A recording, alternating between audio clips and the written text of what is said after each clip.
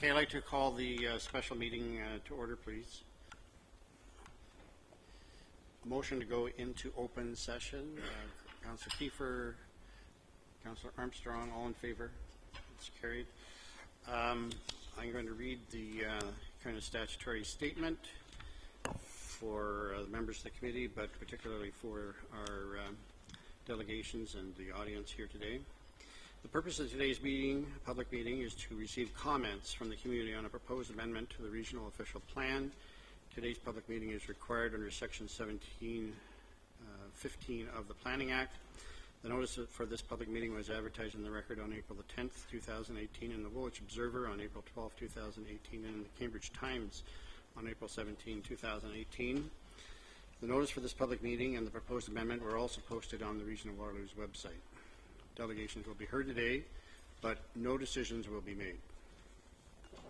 Anyone in attendance today will be given an opportunity to speak. Please keep your comments to within 5 minutes if possible.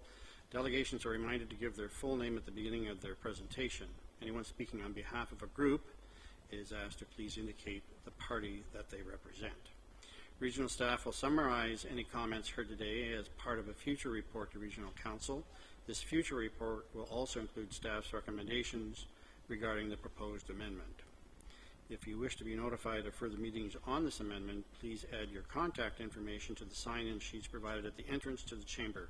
Written comments may be submitted to the regional clerk. And so at this point, I will call on region staff to give a brief overview of the proposed amendment. Mr. Rogier, are you going to introduce it or go straight to staff?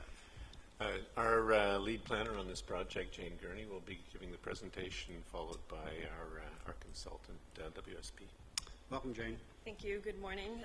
As Commissioner O'Gara mentioned, my name is Jane Gurney, and I'm in the community planning group with the region, and I'm one of the members of the project team that's working on the Stage 2 Lands Master Environmental Servicing Plan.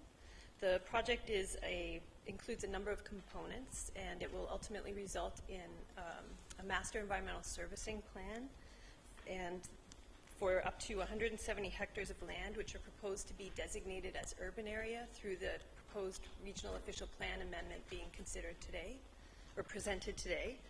The region has been working in consultation with the City of Cambridge, the Township of Woolwich, the Grand River Conservation Authority, as well as the team lead consultant, which is WSP. Their project lead, Bobby Gauthier, will be presenting an overview of the process and the work that's been undertaken to date, and as it relates to the amendment to the regional official plan that's proposed and the subject of today's meeting. So at this time, I'll pass it over to Mr. Gauthier.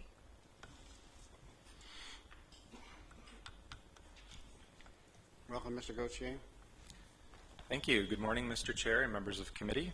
As Jane noted, my name is Bobby Gauthier, and I am a urban planner with WSP. And we are the consulting firm that's been working with the region, with the City of Cambridge and the Township of Woolwich on the Stage 2 Lands Master Environmental Servicing Plan. So I just have a brief presentation. In terms of the purpose of the amendment and the purpose of today's meeting, we're here to present an OPA to the region's official plan that will designate up to 170 hectares of new urban area near Breslau in the City of Cambridge. This is really an important milestone in the overall Stage 2 Lands MESP process. Really, the intent of this is to implement the policies of the region's official plan.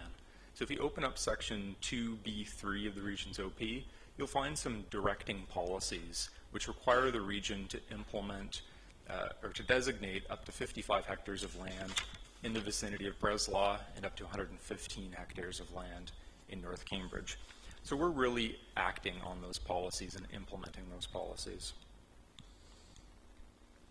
In terms of the location and extent of the OPA in Breslau, the effect of it is to identify a new urban designated greenfield area, and you see that in pink, located west of Fountain Street North and north of the future regional road corridor, sometimes called the Ottawa Street Extension.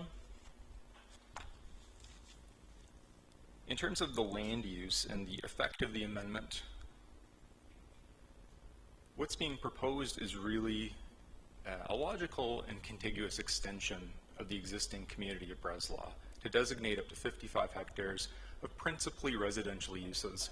There may be some other uses that are proposed which are suitable in this area, and the intent will be that once the urban area is designated by the region, developers and landowners would bring forward official plan amendments to the township's official plan to designate the specific uses and identify supporting policies.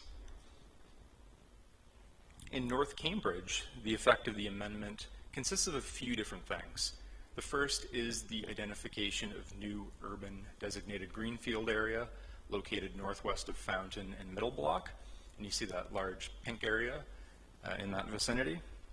The other effect of the amendment is to designate, or rather to convert the existing prime industrial strategic reserve lands, the employment lands, on the east side of Fountain Street north of Middle Block.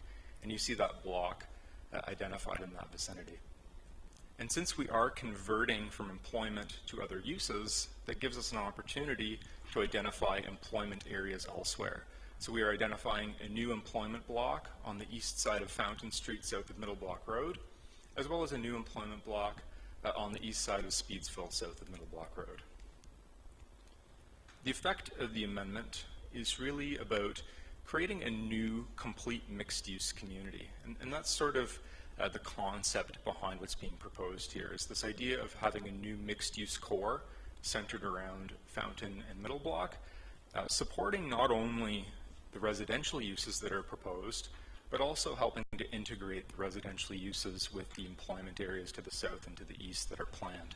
So really this isn't just going to be a mixed-use center for the residential community, but a mixed-use center for the overall broader community.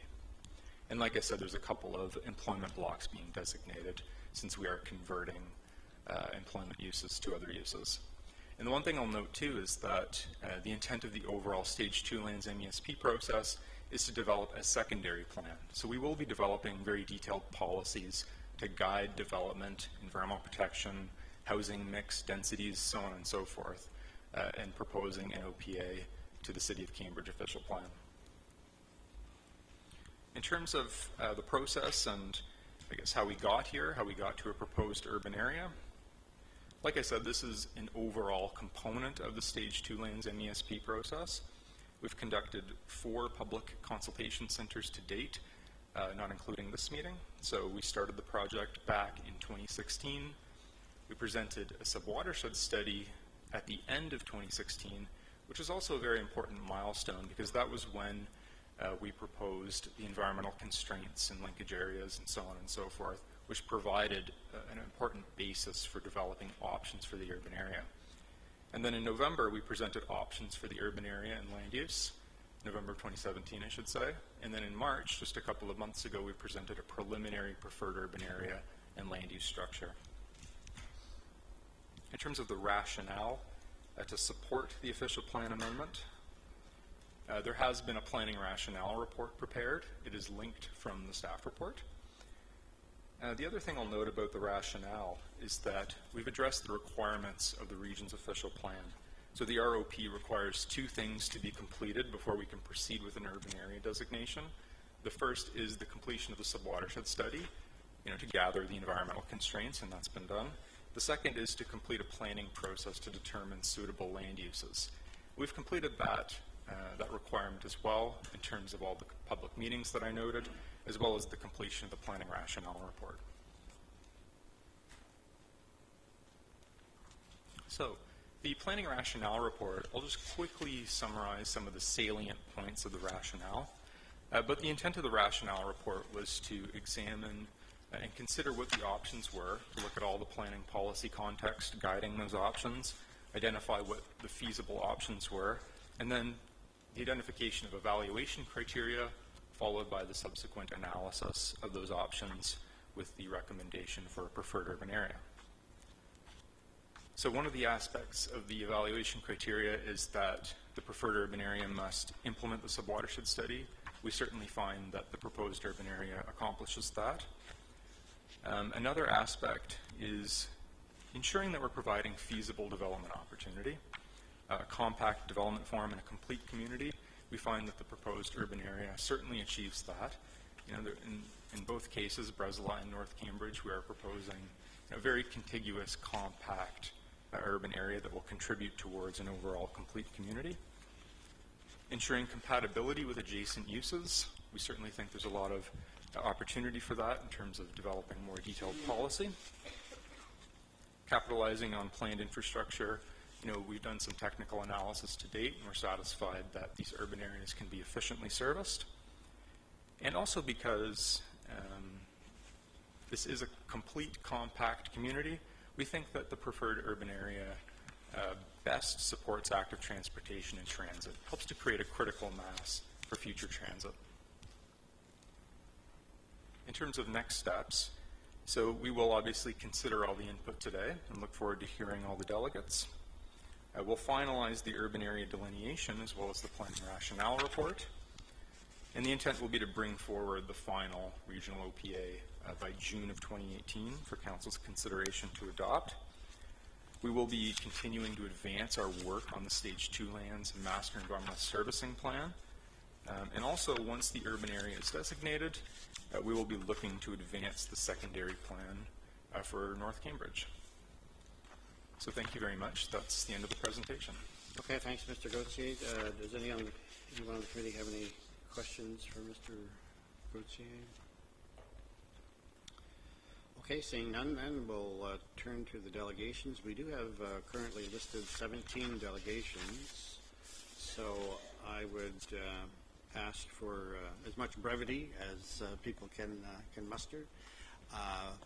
But certainly you want to get your main points out to the committee. And again, I just want to reiterate, just so expectations are being met, there is no decision today. There will be very little, if any, probably no debate. We're going to hear the delegation. Staff are going to go back and do their thing, and then it'll come back at a future date and time. Okay, the first delegation then is Ryan Mino Lehan from KLM Planning Partners. Welcome, Ryan. Good morning, Mr. Chair, members of Regional Committee. My name is Ryan Mino, a land use planner and partner with KLM Planning Partners, Inc. I'm hoping to begin the meeting this morning on a positive note. This morning, I'm here on behalf of Madison Homes, Whitewater Holdings, Inc., and the Coomer family, collectively referred to as the Madison Group. Madison owns properties in the East Side Lands area, and it's one of the largest landowners in the area. The properties are located north of Middle Block Road, west of Fountain Street, and east of Riverbank Drive. We've previously submitted a letter to the committee, which is dated April 25th, 2018, and a copy of that letter is attached to the agenda. And the purpose of me standing before you this morning is to just emphasize some of the brief points in that memo to you. So we have had an opportunity to review the staff report from Community Planning respecting the proposed official plan amendment that proposes to designate a maximum of 170 hectares of urban designated greenfield area within the area commonly known as the East Side Lands. As you're aware, the ROPA affects lands in both the township of Woolwich and the northern parts of the city of Cambridge. And the Madison lands are located in the northern part of the city of Cambridge. So on behalf of my client, we wish to advise the committee today that we're supportive of the direction and thrust of the Regional Official Plan Amendment. Just a little bit of background. The Madison Group participated in the original Region of Waterloo Official Plan in a supportive role, which led to the Ontario Municipal Board hearing and decision in 2015. The Region of Waterloo led the way through that process to a negotiated settlement with all of the parties, and a modified Regional Official Plan Amendment was approved by the Board on June 16, 2015. The matters before you today are a result of the policy framework that was established through that negotiated settlement that provided the direction to bring 170 hectares of designated greenfield land into the urban area. Madison Group, along with Breslau Properties, have worked collectively over the last 2 years, providing feedback to the regional staff and staff at the City of Cambridge with respect to the ongoing study of the East Side Lands. In my view, the Regional Official Plan Amendment also conforms to the policies of the Provincial Growth Plan and is consistent with the Provincial Policy Statement. We did attend the Public Consultation Center, the recent one that was held on March the 20th of 2018. And at that meeting, the preliminary land use scenario was presented to the public for input. The proposed land uses that are contemplated in that preferred land use study will appropriately implement the Regional Official Plan Amendment that's before you today. In our view, that preliminary preferred land use scenario provides for a complete community with residential and mixed land uses concentrated in one area, making it easier to integrate parks, community facilities, and other amenities and existing residential and employment areas. Madison has owned these properties in North Cambridge since 1965, so for over 50 years. They are a large development company with a range of commercial, residential, and mixed-use developments throughout the entire Greater Golden Horseshoe. And we're excited, on behalf of Madison, we're excited to contribute to the new community building that's ongoing within the region of Waterloo. We're excited to see years of planning and vision finally come to fruition. So acknowledging that it's been a long road to get here today, we believe it's important to continue the process forward and to keep the amendment process moving ahead and keep the momentum going. So on this basis, we would respectfully ask that the committee not defer or delay decisions respecting this official plan amendment and the final implementation of it. That's all my comments for today. Thank you for your time, and I'm happy to answer any questions you may have. Okay, thank you, Mr. Mino. Any questions to Ryan? Okay, seeing none, thanks, Mr. Mino. Thank you. The next delegation is Blair Kapling. Welcome, Blair.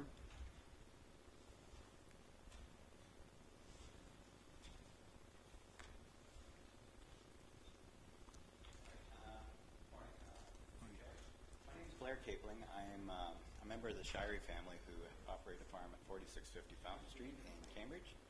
Blair, if Yep. you could just, Okay, I gotcha. or pull the mic over a little if you wish. I got you. Yeah. Thank you. 4650 Fountain Street. I have 2 points of discussion that I'll try to move through very quickly. Firstly, an orphaned agricultural parcel that I'd like to discuss with you. And secondly, to support the region scenario completely. So those 2 things don't go that well together, but I'll explain as I go. Firstly, the property is located, as I said, 4650 Fountain. It's near the roundabout at Kossuth, Fountain, and Fairway. And our farm has been divided by the Fairway Road extension many years ago. Now, going back in time, just to show you where we came from, since 1820, our family's been operating a farm. It's a family operation. It's got, multiple agricultural functions there. There was, hay fields, cornfields. We had a dairy business. We do our own personal maple syrup. It was a great way for people to grow up and earn a living for generations and generations.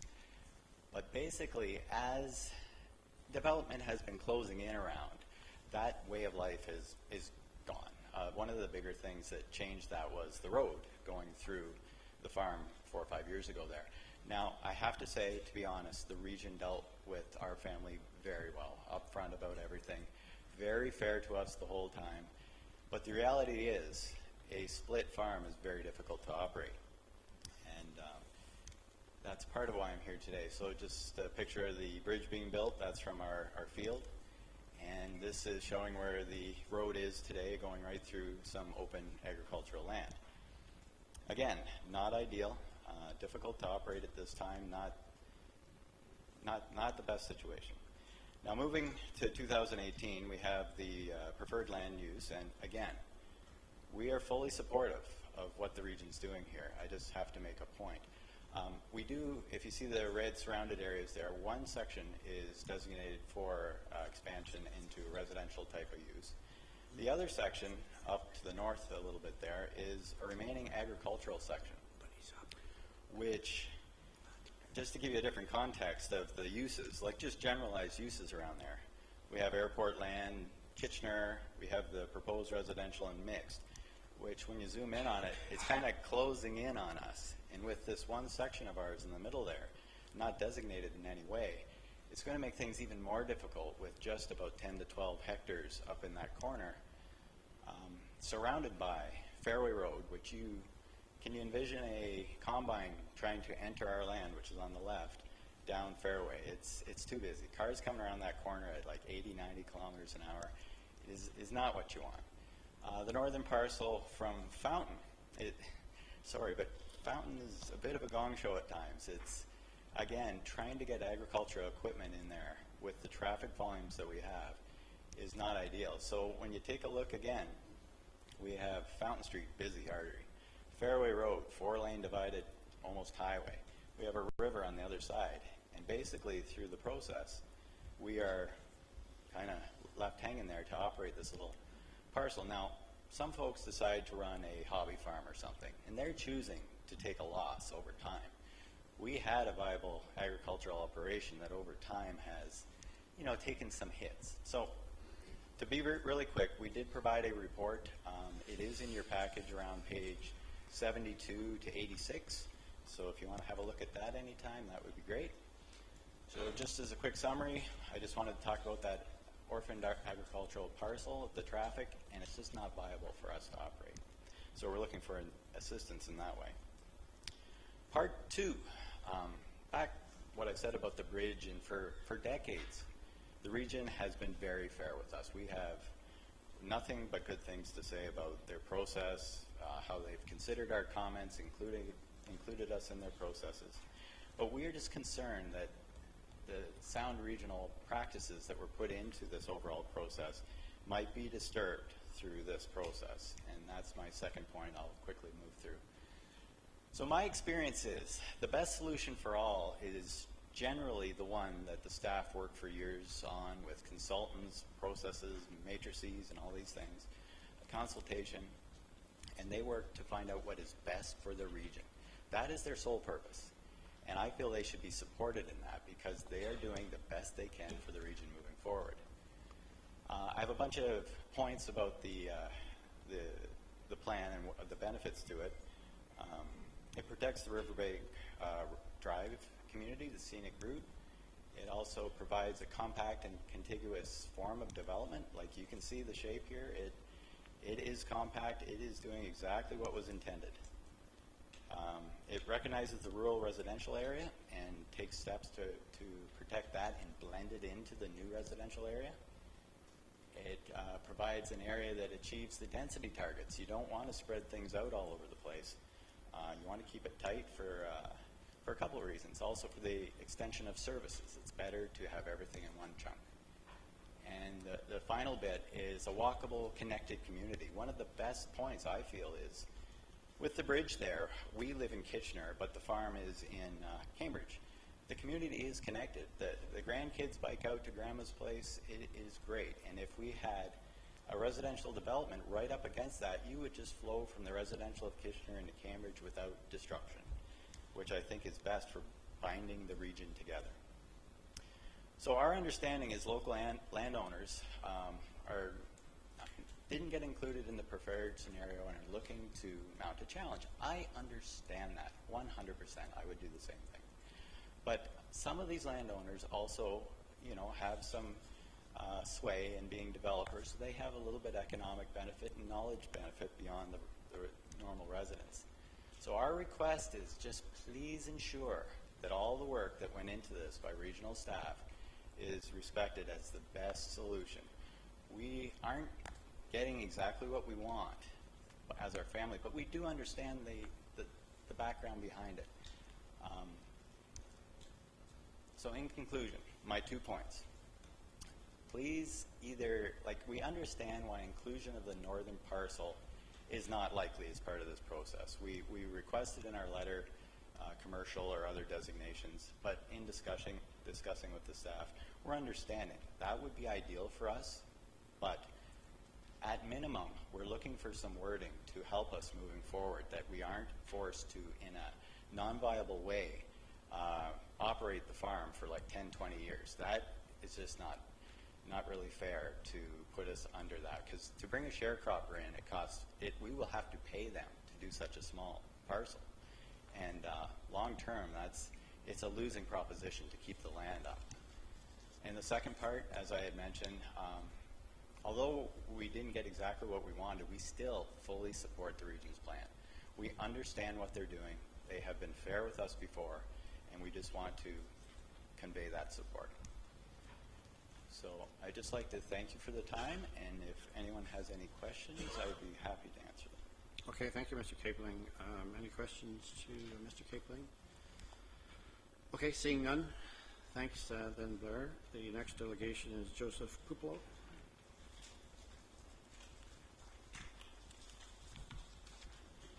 Welcome, Joseph. Good morning.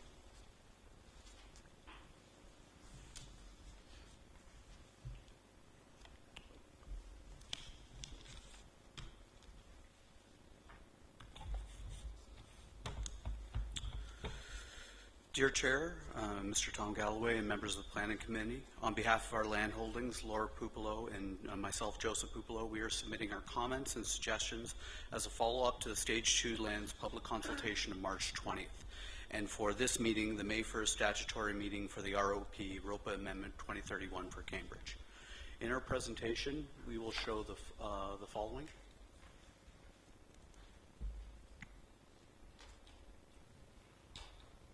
Firstly, our executive summary, proposed modifications for the preliminary preferred plan, reasons for supporting the modifications, and proposed next steps. So first, as a part of this process, we are multiple landowners are proposing the following modifications: that the preliminary preferred plan as part of the MESP Stage 2 process be modified to redefine the urban boundary and include as residential the following. We are requesting that 10 hectares be removed from the Randall Drain, but to continue to recognize these lands north of the Randall Drain as part of the existing ROP and include them in the 2019 MCR as lands needed to accommodate urban designated greenfield. Secondly, to redefine the residential area along the Randall Creek and the provincially significant wetland. Secondly, to add Polo Corp at 7.6 hectares in concert with the Rustakis family, Intermarket at 4.5 hectares, the Zaha family at 1.9, for a total of 14 hectares, which includes 10 from the removed parcel, as well as the 4 that's in surplus. Map 1 in the ROP amendment to be modified to include Intermarket, Pupolo, Rustakis, Zaha, and Boudreau lands as urban designated greenfield area. We request that this map be included, and it addresses multiple issues, including removing the hole in the donut. We have a very detailed planning rationale for the justification of these changes, and I'm happy to walk you through them step by step. Firstly, alignment with the ROP settlement and regional official plans. I want to draw you first to this very important subsection that speaks to our lands. So firstly, the point is priority consideration shall be given to enhancing the size of the residential area currently comprised of lands designated rural residential. This understands in this section that there are rural residential lands in the area and they deserve to be integrated as part of an overall plan. Secondary, the official plan notes that lands west of Fountain Street, north of Middle Block, and south of Fairway Road North are within the priority consideration area. Our lands fall within that geography, as well as the Rustakis lands and the Boudreau lands. Finally, with the objective of being able to create a residential cluster of significant size to permit integration with surrounding employment uses to begin the mixed-use community. It's extremely important that all lands in that area are tied together very soundly with MESP Stage 1 areas as well as MESP Stage 2. They should not be looked in as in isolation. The next point that I want to bring up is filling in orphaned and isolated properties into a complete community. So number one, to designate orphan parcels and allow them to be integrated with the new existing community. I want to make it a very important note that there was 11 hectares west of Fountain Street that was currently inside of the urban boundary, but it was redesignated. This took away from available lands to be used in the riverbank area, and it was already designated existing employment lands, and they could remain that way. Next is complete existing communities before creating new ones. The following point regarding the lands north of the Randall Drain is the time horizon for certain development on lands exceeds the planning horizon. And I'll extrapolate on that a little bit further regarding services. We want to talk about a logical extension of servicing from south and north. As many of you know, the servicing is being brought up from lands from the south at Allendale and Middle Block Road. This is a significant capital investment both in road and sewer work. There is not currently a capital budget that has been currently. Through this process, obviously that will be allocated, but there are multiple developers willing to work together to front end the cost of this road and sewer. I want to talk about the impact of topography on servicing. It was alluded to that there was a comprehensive servicing plan, but servicing lands north of the Randall Drain, even in this scenario, is 5 to 10 years away. And even when servicing is brought through a gravity sewer, it will still require a pumping station at that point. Major capital investment will neither be brought either through the ultimate solution or bringing a sewer pipe all the way down Riverbank Drive. In either scenario, that will require major capital investment that has not been provisioned for and is still 5 to 10 years away. We still think those lands should be eventually serviced as residential, but part of the next MCR process. The next point that I want to raise is, because this point has been brought up numerous times, these lands have been studied 4 times over the last 10 years for environmental constraints. So the lands in questions were part of the MESP Stage 1 and now Stage 2, and they were also studied independently by NRSI. I personally walked on site with WSP consultants to confirm all of the current constraints. So in the study that was recently put out saying additional study needs to be done, I'm unsure what they mean by that point. The lands have been selected here have less constraints than other lands that have been selected. So that's a bit puzzling to us. Next is provision for a variety of housing forms, and working together with other developers, we're able to provide a wide variety of housing forms. In this, we're thinking of large lot residential, consistent with other projects that we've done, such as out near Deer Ridge area.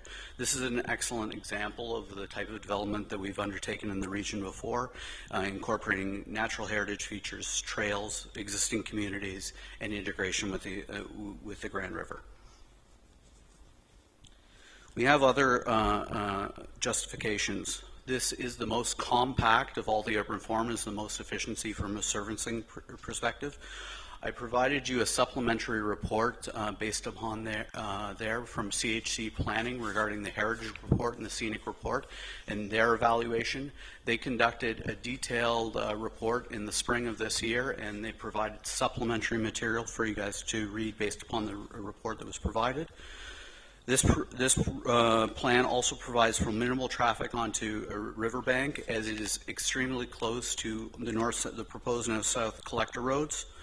Lands north of the Randall Drain, due to natural heritage features, will require extensive work to maintain the scenic route, as well as integration with the existing urban form. Finally, if the Cambridge secondary plan is being developed now, these issues should be addressed and not deferred. I think that's very important. Finally, the creation of an integrated trail system. Multiple groups are proposing a naturalized trail that would allow access onto the Grand River and not create any sidewalks on Riverbank Drive by creation of a multi-use trail, but provide a really excellent amenity for new existing residents to there. There's also safety concerns for us as landowners, having potentially a new large residential development on the other side of the street without proper integration of these forms. Conclusion, we want to develop an integrated orphan piece of land to the community. We want to develop lands in an orderly manner, a sequential manner from south to north. We want to avoid splitting the riverbank community into two parts by a regional amendment, west out, east in.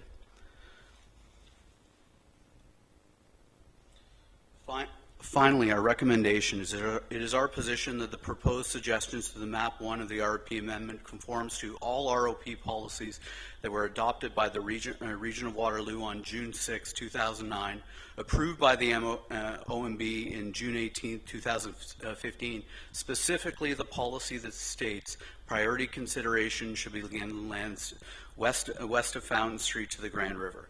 And these lands in discussion largely fit that geographical profile. Also, our proposed ROPA conforms to growth plan and is consistent with the provincial policy statement as well as multiple sections of the MASP Stage 1 study. Our proposed plan should be adopted now. The region and city consultants have had 2 to 3 years to study this in a comprehensive creating a comprehensive way and inclusion of these lands, and it should be included now. It's not, it doesn't make any sense within the community, and also doesn't represent good planning to exclude these plants now. Finally, that regional staff convene a mediation with the aforementioned landowners prior to the adoption of any amendment to allow parties to resolve and find solutions or arrive upon agreed upon planning solutions for future landowners and servicing the plans for the plans for Riverbank. I thank you for your time, and I yield it back to the floor for any questions. Okay, thank you, Mr. Pupolo. Any questions to Joseph? Okay, seeing none, or sorry, Councillor Strickland. Thank you, Mr. Chair. Through you to Joe. Joe, I just want to be clear. You're requesting an additional 11 hectares to come in? We are requesting the following, that 10 hectares north of the Randall Drain plus the 4 surplus hectares be redesignated, thus allowing 115 hectares as part of the ROP to be brought in at this time, as per the map in your package. All right, so I'm looking at the map. I'm not 100% clear what staff are recommending we bring in and what you're suggesting, the land you're suggesting where it's located that you want to bring in addition to what staff is recommending. So, what's that? Can I see it on a map? Do we have a map that shows that definitively?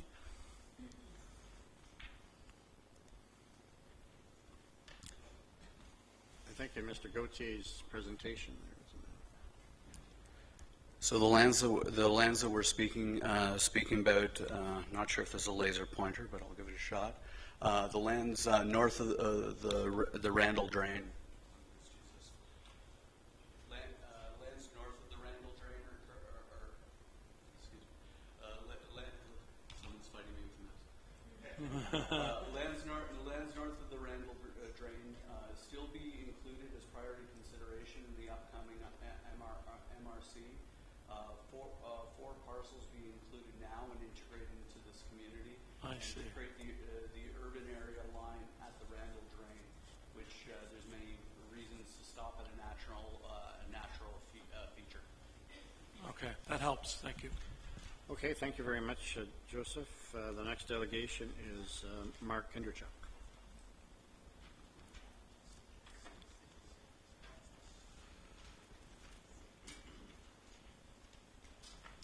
Welcome, Mark.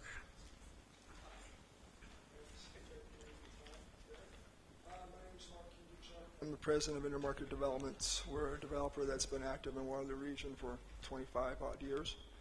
The presentation today, I'll make it as simple as I can. We support what staff have been doing. Rod and Michelle and Mike Murray have been fantastic working with us, but we believe there's some properties have been left out through the process, and we want to address it because it's important now.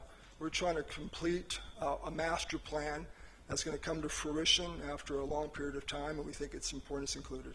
So we want to go through our logic and process. And then secondly, if we have enough time, I'll give you a quick update on IP Park, what we're developing, because we think we can bring a lot of positive things to the community, green space, jobs, economic development.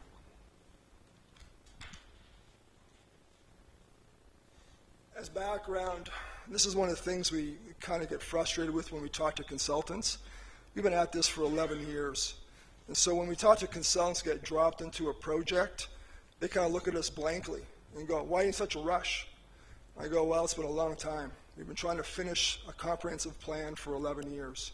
And part of it we just acquired recently, but the bulk of it has been a long haul. So dealing some time with consultants, almost in a silo, doesn't work.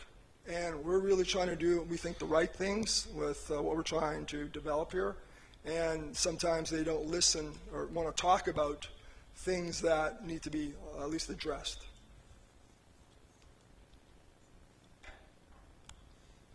In real simple terms, we look at this map. Stage 1, MESP, is to the south. Stage 2 is what you're dealing with today, is to the north. And there's a number of orphan parcels, isolated parcels, that haven't been addressed south of, frankly, that line, which is essentially middle block. And we think it makes sense to get a comprehensive plan done first before you jump over and do some more work north of middle block. Because, like we said, we've been at this for 11 years.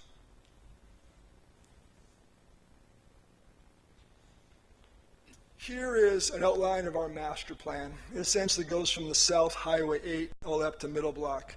We now have 400 acres that we're in the process of developing. And you can see on the red circles, there's 3 parcels that are undesignated. So we're trying to finalize a comprehensive plan, get tenants to sign leases, get investors, and there's 3 big gaping gaps.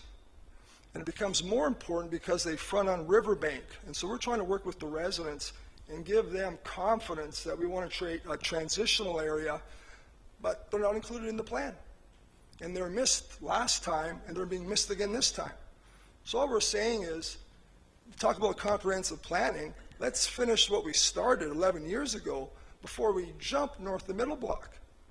And what we're saying is just logical. We want to have a comprehensive plan that we can show with confidence to yourselves, to investors, to tenants, and to the residents. And without it in the urban boundary, we can't.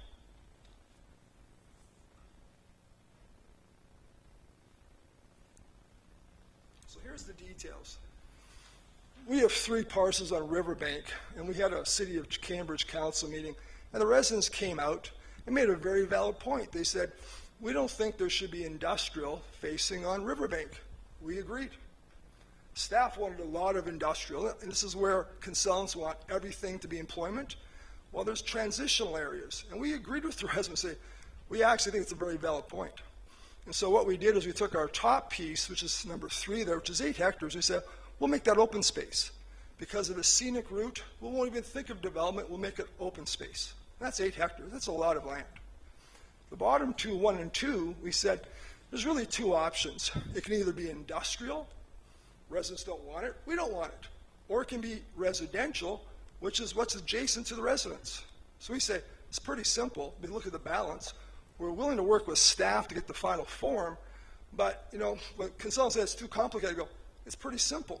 It's either going to be industrial, you look at a factory, or you look at rooftops.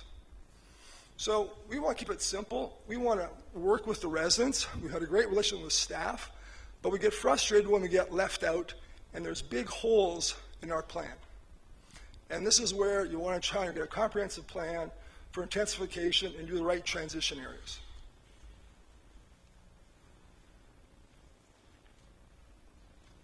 So here is the preferred concept from the consultants. Well, you see there's 3 parcels missing, 3 holes in the plan from MESP1, and now they're jumping to MESP2. So we're going, let's finish what we started. You want to do a comprehensive plan? Let's finish stage 1. And so that's where we have a concern. We have no problem with stage 2, but finish stage 1. And when we say it to the consultants, they go, oh, that's not our issue. I go, then whose is it? And then we're left having to deal with the residents. Well, what's going to happen? Well, we don't know. It's not an urban boundary. With the tenants, with the investors, what's happening? We don't know. So we're in a box, and we're frustrated with it. Great relation with staff, but there needs to be a better connection with what really is common sense. Less policy, more common sense. Okay, thanks, Mark. Are you done? Oh, sorry. Okay, sorry, I thought you were leaving. Go ahead. So we're prepared to work with staff and go through the right process, but we need an urban boundary first. And that's really what we want to say. Support staff, what they're doing, but we're just not being, frankly, worked with the consultants, and there's a big gap in a comprehensive plan. I have some updates if I have time, but because it layers in everything else, but that's kind of the fundamentals. Okay, Councillor Mitchell. Yes, through you to the delegation. I just wondered, as I'm looking at the maps, in between parcel 1 and 2, is that where the residents are now for Riverbank? It's just kind of hard to see. If you go back, yeah. You Yep. see there's 1 and there's 2, and then it looks like that's the houses on There's some Riverbank. houses there, and there's houses across the street as well. Yeah. So what we're proposing is to work with residential. We can get the right form, but it's really going to be, as the previous delegate said, it's not for farming. So it's either going to be industrial or residential. Residents don't want industrial, neither do we. They're small pieces. They're a great transition. Okay, thank you. Chairman Seelig. I'd just like to clarify a comment you made. You said you want the staff to work with you to resolve this. Are you saying staff haven't worked with you, or are you just that the staff haven't given you the answer you want? No, staff worked with us. What we'd like to do is have it in the urban boundary and then work with staff on the right form. So staff has been great, but we just want to get it in the urban boundary first and then work with them on the details. Okay, no further questions, Mark. Thank you very much. The next delegations is Ivan, Marika, Frank, Tommy, Glory, Zaha.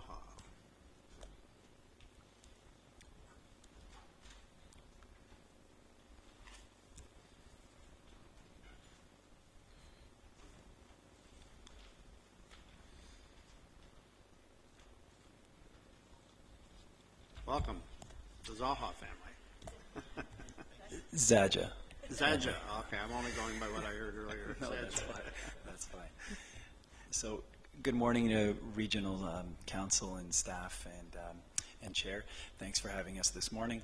We promise to be brief, bold, and gone as quick as we can here. So, so we're representing residents of 600 Riverbank. We are not developers, we are residents. We acquired the property earlier, about a year ago, with the intention of at some point severing lots to sort of to have our family move in with my father, who's aging, my brother and myself, and also that we could sort of all live together in in one area. It's been a location that my father has always sort of wanted to settle to. So the process has been a little bit difficult for us, considering the outcome. It wasn't the outcome that we wanted to see, but more so of understanding why. We were part of some of the meetings and asked some questions to, why were we not included in it? It doesn't seem to make any logical sense. So I'm not a planner. I do have a limited knowledge in this sector. However, do have enough common sense to know that a few things have stood out. I have talked to some consultants to understand, would it make sense for us to be included? So we're not a large part here. We have about 4 or 5 hectares, 2 to 5 hectares in question or for consideration, and part of that is we're only 30 feet away from the current urban boundary or proposed urban boundary.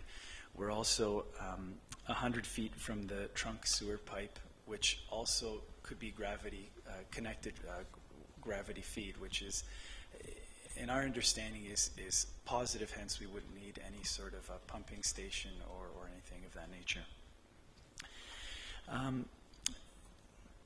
So the other difficulty for us has been our lands are considered agriculture, and I've heard some points earlier today about the difficulty of having a small parcel of agricultural land. We have about about 15 hectares in total, most of which sit under a floodplain. However, we've had some farmers come out to assess our property and sort of the same reaction as I heard earlier, that we would have to pay to have our lands planted, cash cropped, or whatever it would be. So another reason being that we really do feel strongly that a residential development would make sense. And again, we're not looking at a lot of homes here. We're looking at potentially 5 to 6 lots. We would conform to the streetscape of Riverbank. We would not look to do anything that would sit outside of what is currently there, sort of conforming to the same size of lots, the same type of designs. We would use respectful building materials, stone, brick, timber, to sort of add to the street. We're not builders, and just to clarify, we have constructed a few homes in our time. I'm a banker. My brother's a banker, and my wife, helps us with sometimes when we do have a project on the go like this from a design perspective. So we would look to again, once again, kind of to conform to the street and make sure that we would put anything there that residents would not balk at. The other point I wanted to make was the parcel that we're looking at is from a scenic route perspective. We've heard that word used quite a bit. However, my understanding is I haven't ever been able to locate the definition or what that exactly means. But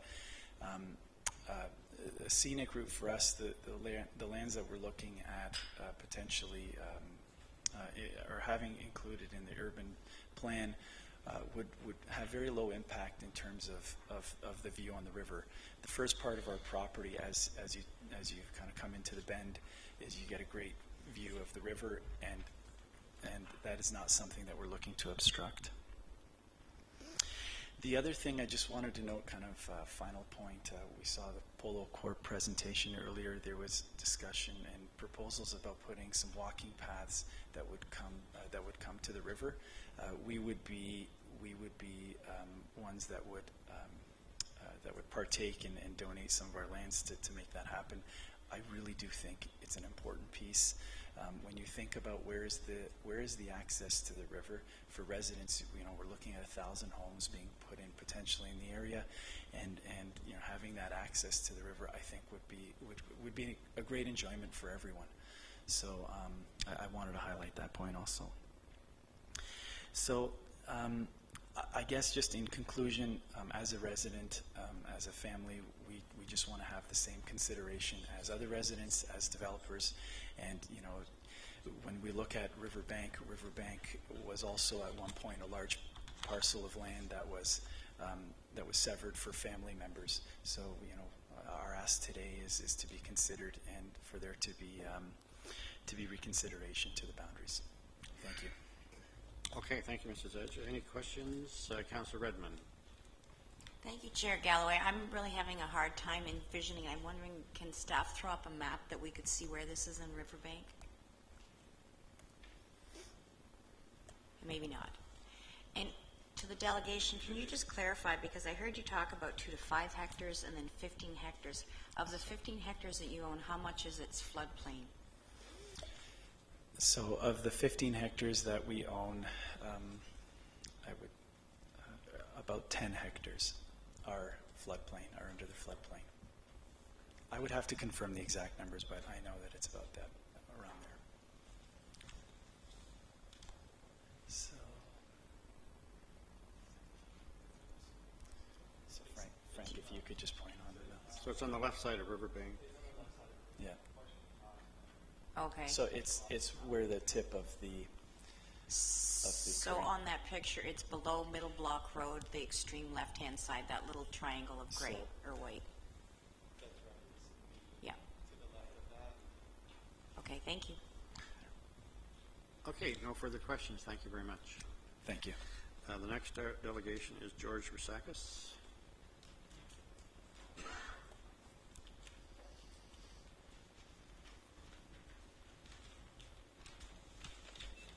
Hello, my name is George Rusakis, and I'm a resident of Riverbank Drive.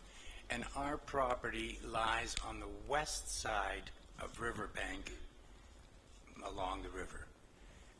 To our knowledge, that land has been designated for development. We have done some studies, and it appears we need to be added to the overall program, and wanting to know why we would not. If land on the east side of Riverbank is going to be developed, we want to make sure that the houses on the left side take advantage of some of these opportunities. We purchased the land 25 some odd years ago and have seen a number of issues with the road and trying to bring it up to modern times, as they say. And the other thing that myself and my family have been very concerned about is that in the future, we will pick up on what the folks said, the last family, that we always wanted to allow the community to access the river. Right at this particular time, there is no scenic route available on that street. No matter what it's being called, we live there, and we can pretty well affirm, unless you can look through houses, there is no scenic route. Can we possibly work together with the council and with the rest of the families available to allow a scenic route, to allow some proper development, bringing services to what, as I say, 25 years ago, we do not have at this time, including minor things like internet. We have dial-up internet at this particular time. We don't have street service. We don't have any services of any kind, and we pay a lot of taxes. It's a high tax spot. If we could see clearly bringing, as I say, development from the east side, including it with the west side, make that whole riverbank area a much more integrated community, I believe it would help us. Also, as I say, 25 years ago, we did invest in the land. I brought my company from Toronto to Kitchener-Waterloo and established the company there, and look forward to establishing other investments within the region. Riverbank Drive and the properties on the west side of Riverbank Drive were part of that investment, and it would be really great to be able to realize that, but again, in a comprehensive way, an integrated way, and not to be left out of all this development. As I mentioned, to the best of my knowledge, again, I'm not a planner, the land is designated and has the opportunity to be developed. If we could take that, that would be wonderful, and my heirs would love you. And as I say, it would also be in coordination with other neighbors. There are neighbors that I say that may have some views on the property that they may or may not completely like it. Let's work with these people, and that is why we're also willing to donate some property for a nice, whatever you call it, trail system that both sides of Riverbank, the east side project, could take advantage with the west side project. I think if you do that, that would bring the whole thing together, bring the street itself up to the 20th century. As I say, dial-up isn't the best internet. We don't have cable. All of that stuff, and possibly having some services. It's an expensive piece of property to operate, just the house itself. And if we could make these kinds of possible changes or additions to the plan, I believe that that would also help the greater number of the people on Riverbank Drive. Thank you very much for your time. Okay, thank you, Mr. Osakis. Any questions at all? Questions, Chairman Sealing? Could you tell us which property you're talking about? Yes, we are north of the, what you would consider Pupilo property. We have approximately, I will talk in acres, approximately 25 acres of which approximately 6-7 acres are available for development and have done studies with people. The rest of the land is floodplain, which we have for 20 some odd years. If you bring it up, on the west side of Riverbank Drive, as you see it, yes, right up to the north of that, if the arrow goes just north, right around there, that area there. So there is about, I believe somebody mentioned about 4 or 5 hectares, I guess it was mentioned. The rest is floodplain, which we rent to a farmer. They have been paying us a stipends for the rent of the farm for many, many years.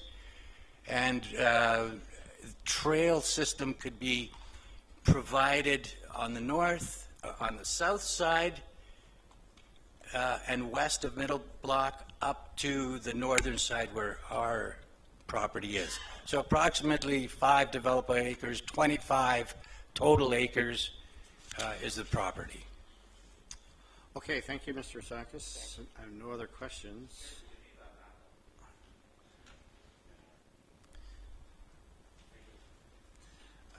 Next delegation is James Boudreau.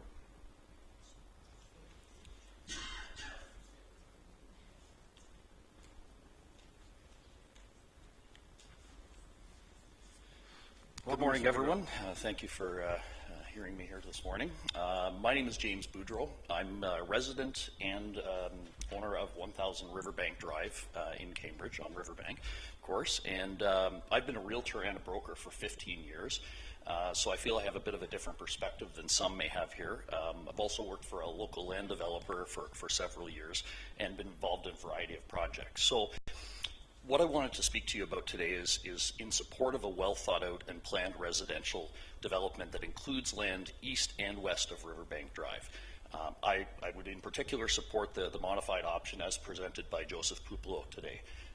One of the things that excites me greatly is the proposed trail that's been mentioned a few times. Currently there's nothing there, and it would be phenomenal for the community, I think, to have it. Neuroplasticity, to get a little technical, is a term we would use to describe the brain's ability to change and adapt.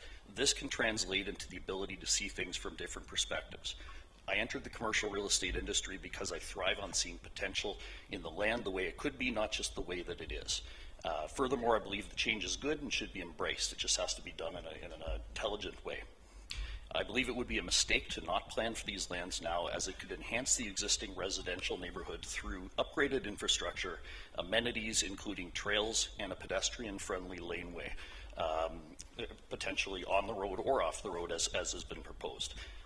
Ignoring these benefits could prove to be a mistake long-term, and not integrating the two communities tightly will no doubt lead to unintended consequences for new and existing residents. Some of the main community benefits that I would see in including these lands is replacing poor, deteriorating services and septic systems on the existing homes, improving dangerous roads and making them more pedestrian, driver, motorcyclist, and bicyclist friendly. I use the roads, I walk my dog, I ride my motorcycle, and they are at the best of times not as safe as what you would want to see.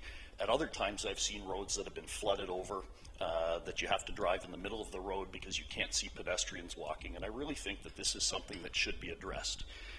I doubt there's a pedestrian or a cyclist, let alone a driver or motorcyclist, that can honestly say that they feel totally safe enjoying the current lanes and non-existent trails on Riverbank. How this is being overlooked is as part of the existing plan is beyond my reasoning. Municipal services would be the other benefit. It makes logical sense since the services are being proposed and supported basically to our doorstep already. For example, water, gas, cable, and high-speed internet. George mentioned that internet, you mentioned dial-up. It might as well be dial-up because it drops constantly. And I work from home. I do a lot of work from home, and the current approach is not conducive to increasing the trend of those who want to work from home.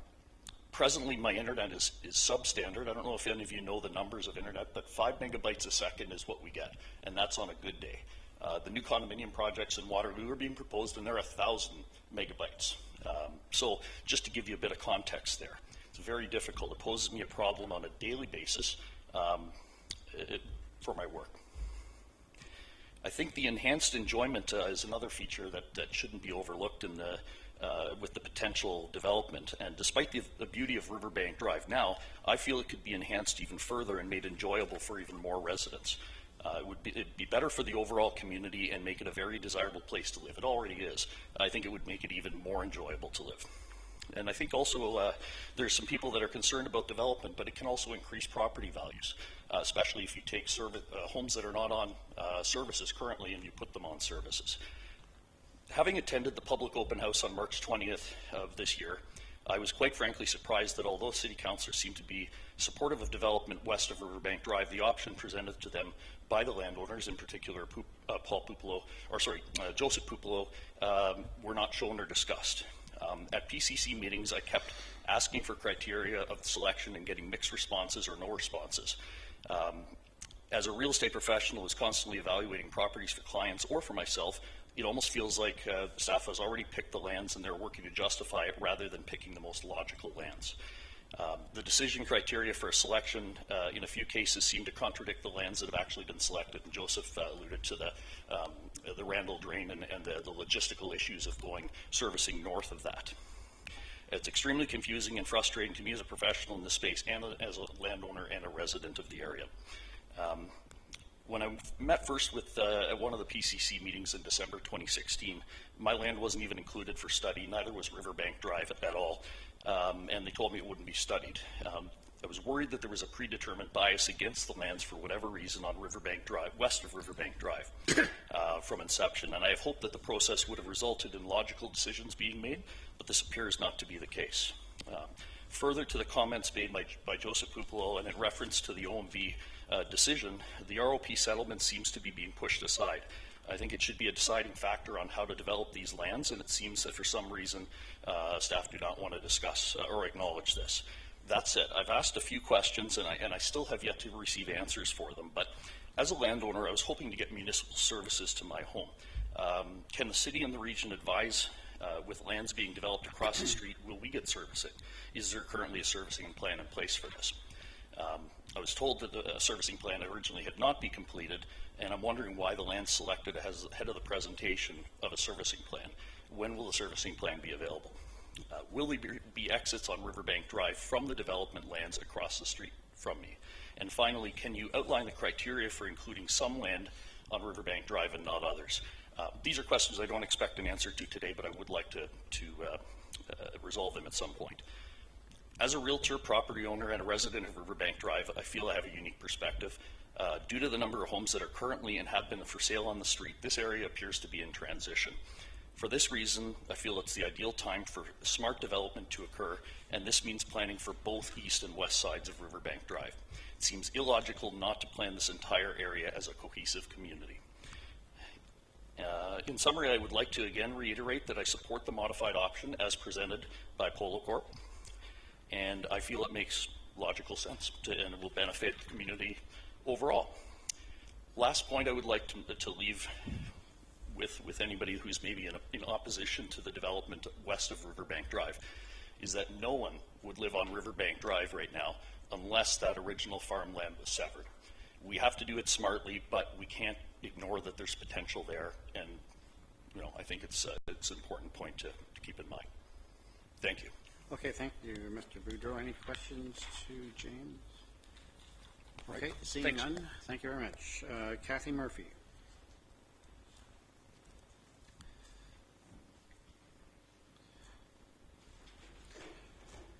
Welcome, Kathy. Good morning, everybody. My name is Kathy Murphy, and I'm speaking today on behalf of myself and my family, who have owned a small farm in the north part of Cambridge since 1950. The municipal address is 4050 Fountain Street, North Cambridge. We have been involved with the Cambridge Planning and the GRCA since the initial introduction of the Hespeler West Watershed Study in 2003. Kathy, maybe just 4050 Fountain Street, is that east or west of Kossuth? Of which, sorry? Of Kossuth. Kossuth is north of us. Oh, okay. We're south of Kossuth is Kossuth. Fountain Yeah. Street. This has been a long, long time coming, and we're happy actually that we're to this point today. We are here today to say that we are pleased and agree in principle with the preliminary preferred land use scenarios as presented to the landowners over the last few months. The designs and recommendations going forward will certainly bring growth to this part of the region. For my family personally, the downside is the fact that a small piece of the secondary plan proposal has been dissected. Our field, our property is mixed use, purple, northeast of Middle Block Road. That's part of the 11 hectares. The field, it's left 3 hectares of developable lands out of this equation. We are disappointed that the line was drawn as such, leaving the small portion sitting by itself, reflecting what amounts to sterilized lands. We have not witnessed this kind of planning proposal in any other Stage 2 lands. The field we are discussing is farmed each and every year. While we appreciate being brought into the urban envelope, we are dismayed that a small piece is left off. Now, this act of omission will cause the family and many travelers alike grave danger. The region and the city's intention to develop the area into a robust and busy new community, both with residential and commercial developments. This will definitely be taking place. Our 3-hectare parcel will need to be continued to be farmed. Now, there will be heavy, large, slow-moving farm equipment. As you were advised earlier, it doesn't change. This means that the growing traffic that we encounter every time we try to take the equipment out onto the road, they drive so close to you, and they just literally come right up the back end of you, and they try to drive you off the road. And this has happened quite a few times, and it's becoming more and more, especially with the Fairway Road extension. Fountain Street in itself is really a busy road. Our real question today is, why would somebody purposely leave off a 3-hectare piece of property and just leave it sitting isolated by itself? The Rowe Amendment stated that it was an approximate number, and that once the wetlands and the other constraints are taken out of the equation, you're going to have your 170 hectares in total. These few hectares should not be overlooked, and as such, sterilizing them. We respectfully request that this little section be included with the adjoining mixed-use development already proposed for our lands. If you have not been notified and updated, we already have an engineered approved plan for developing this 3 hectares. As well, we have recent GRCA documents to prove our lands are developable. If you still wish to have more additional studies, we'd be very happy to comply. Our field in question is as such being subjected to a gross overreach condition. We have requested over the years that the region of Waterloo and the city of Cambridge update their information, their maps that they're given through the numerous studies that have taken place since 2003. We've asked them to use their most current updated information and facts, especially when any decisions for land proposals. I have in my possession documents that support and confirm that the overreach situation is in fact proposed, resulting in the disregard of inclusion of the 3 hectares of lands. It is with these legal documents and numerous correspondence that we have, we can make such a statement. And although we feel the designation of the secondary plan and the preliminary preferred land use scenarios are good, we cannot support this recommendation at this time until we fully investigate this. And one other little comment I wanted to make, Mr. Pupolo, he's a developer, we're not. We're a family-run farm, we've farmed it since 1950. He wants to kick out the 11 hectares on the east side of Fountain Street and put in his property. We've had elevation shoots done for the area. We've had a lot of studies done. His land is 15 meters lower than ours. So if you have Hurricane Hazel that they put floodline on fields, if you have a Hurricane Hazel that is coming to our area, water still runs downhill, and there's a 15-meter discrepancy in elevation. So he's saying that they've put other lands in place that have maybe constraints on them, but you've got to look at the elevations in itself as well. And is that the best area for development? We are also identified as the quick start lands because we are the highest elevation for that whole area. We can be serviced easily. Gravity fed is what they're recommending, and then it'll join up with the regular sanitary area. So we just want to make sure that our lands are not omitted and that you ask us to continue, or anybody asks us to continue to develop a farm with increased traffic, increased everything put down on us. It's harder and harder every year to farm. It's getting more dangerous every year. So we want to be part of this new community, and we look forward to working with everybody. Thank you. Okay, thank you, Kathy. I don't see any questions. Thank you very much. The next delegation is Green Aitken. Did I get that right? No, okay. I saw the accent. Yeah, it goes the other way. Grownya. Oh, It's okay, I would never Nobody got it. gets it first time, don't worry. I would never have got it. I'm hoping I can use the clicker to go through slides because I have quite a few. This here? Yeah, it looks like it's turned off. 1 second. Just so I don't have to run over and back all the time. Yeah, okay. Excellent. 1 second here.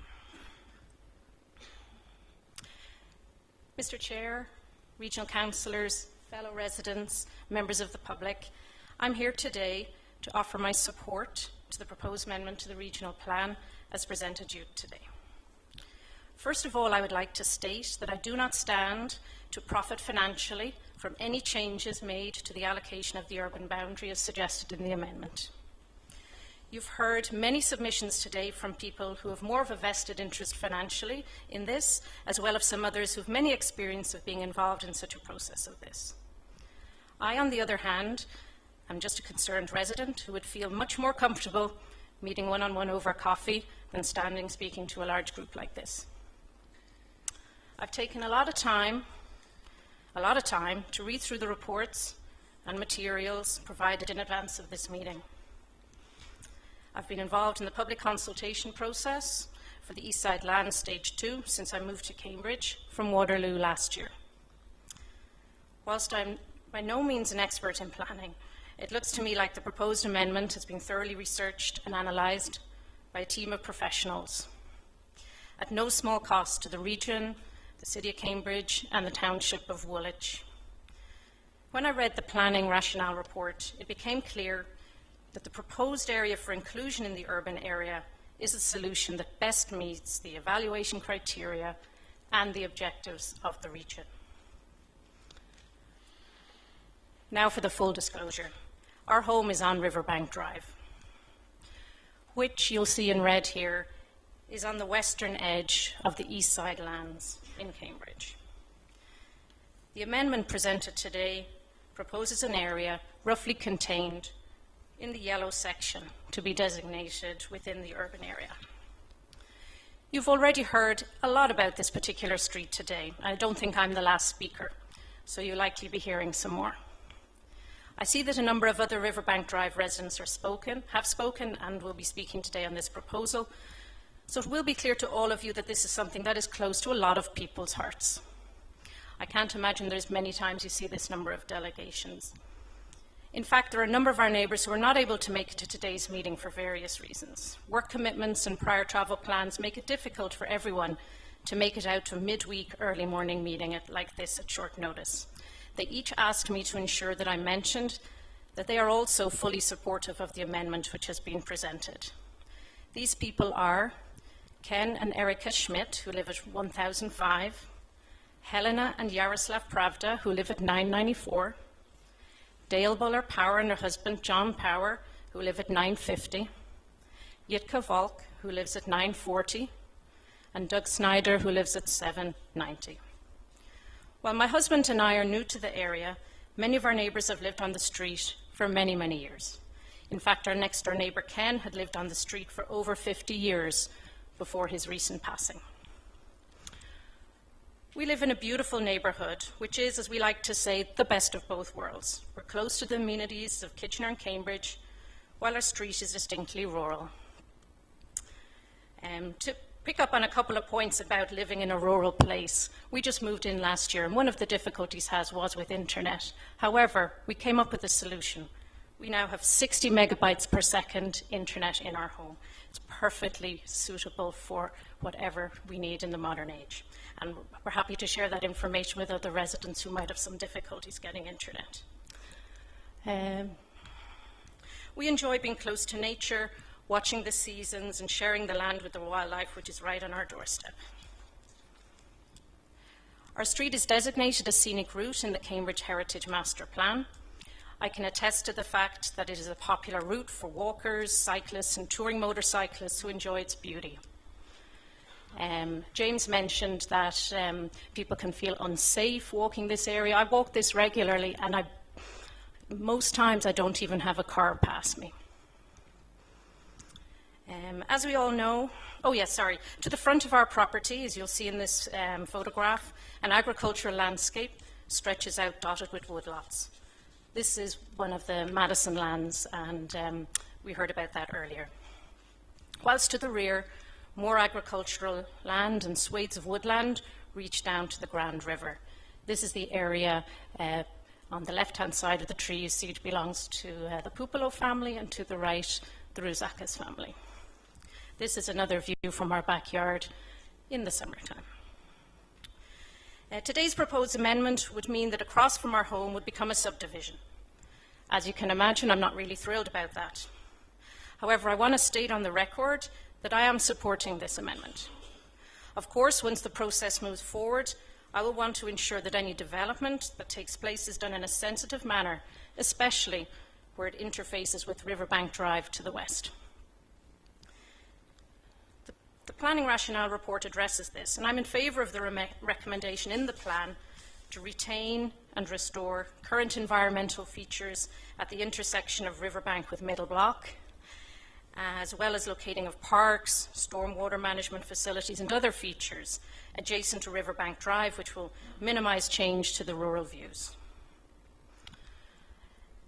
While development is certainly possible in many areas outside the proposed location, it does not mean that they are the best fit for the region. We have an opportunity to create the best possible plan for the future, and personally, I must indicate that I and other residents that I represent am strongly against extending development to the west of Riverbank Drive. And you've heard a lot of talk about the west of Riverbank Drive so far. Specifically, Walnut Vale Farm, which is located at 850 Riverbank, which our neighbour Joseph Pupolo mentioned. And that is circled in the blue here. That's the entrance to the farm. That's a view of the farm. This was included in one of the original options at the Public Consultation Centre in November last year. It's been included with refinement in the agenda for today's meeting by landowners who've already spoken today. I will say that there were a number of previous public consultation meetings, 2 to be exact, and it was only at the 3rd meeting that any development west of Riverbank was even presented to the public. My previous written response went into more detail. I'm glad to see my concerns were addressed in the planning rationale report. Based on the evaluation criteria detailed in this report, the lands to the west of Riverbank Drive, where Walnut Vale Farm is situated, is, in my opinion, unsuitable for a number of reasons. I have a lot of slides here. I'm not sure I'm going to make it all in 10 minutes, so I'll run through them really quickly. Firstly, the criteria to avoid and minimize impacts to sensitive environmental features and avoiding hazardous lands. I'm concerned the land is less suitable for development than other property in the area due to its proximity to the Grand River, floodplain, which Councillor Redmond has already questioned, provincially significant woodland, Riverbank Creek, Greenlands Network, and wetland. As previous speaker has mentioned, as we face increased chances of flooding, natural disasters, it seems prudent the region should avoid building on land with such a profile. I'm going to skip a couple of things here, but the report does say, in terms of avoiding hazardous lands, it will be a requirement for all development to avoid floodplains and other hazards, and the report summarizes and says the areas west of Riverbank Drive may be considered a lower priority compared with other options. The next criteria is land use compatibility. The rationale report states development west of Riverbank and land south of Allendale are lower priority, as these areas will have a great deal of interface with adjacent rural residential uses.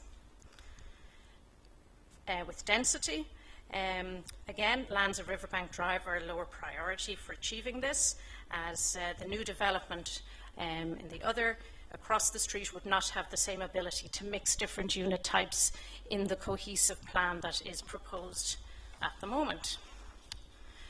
Considering the Riverbank Drive scenic route status, the Grand River Heritage River and other heritage properties, again, the report states, in the interest of maintaining rural scenic views, the development of blocks with frontage on Riverbank Drive, particularly west of Riverbank Drive, are less preferred. It also states, since new development would take place on full municipal services, I quote that, and that means there would be implications of providing full municipal services to existing residents. You've heard a couple of people mention that they would like municipal services, but I would have you note that they are the same people asking for further development on their own lands. Personally speaking, on behalf of those I represent today, we're not in favour of a massive inconvenience and expense of connecting to municipal services that we don't need. A very important criteria was to minimise impacts to existing community, businesses and agricultural operations. And at the recent presentation of the preferred option, it was stated, and I quote, the majority of rural residential residents on Riverbank Drive are not included within the urban designation, so consideration has been made to minimise direct impacts on these homes. I also note from the Master Environmental Servicing Plan for Stage 1 that, quote, it is a fundamental principle of the infrastructure options that Riverbank Drive is a local road, and it is not desirable to increase the volume of traffic utilising this road. Therefore, no major servicing was considered on Riverbank Drive. I'm totally in agreement with this principle and hope to see this maintained throughout the process. Clearly, developing the land west of Riverbank would have severe impacts on the existing community, with major inconveniences during construction and an increase in noise and light pollution and a reduction in privacy. No matter what the developer says about directing traffic from the subdivision, which would be behind our home, away from Riverbank, there would be a huge impact on having who knows how many cars, 50, 80, 100, I don't know, a day exiting on and off Riverbank Drive from behind our homes.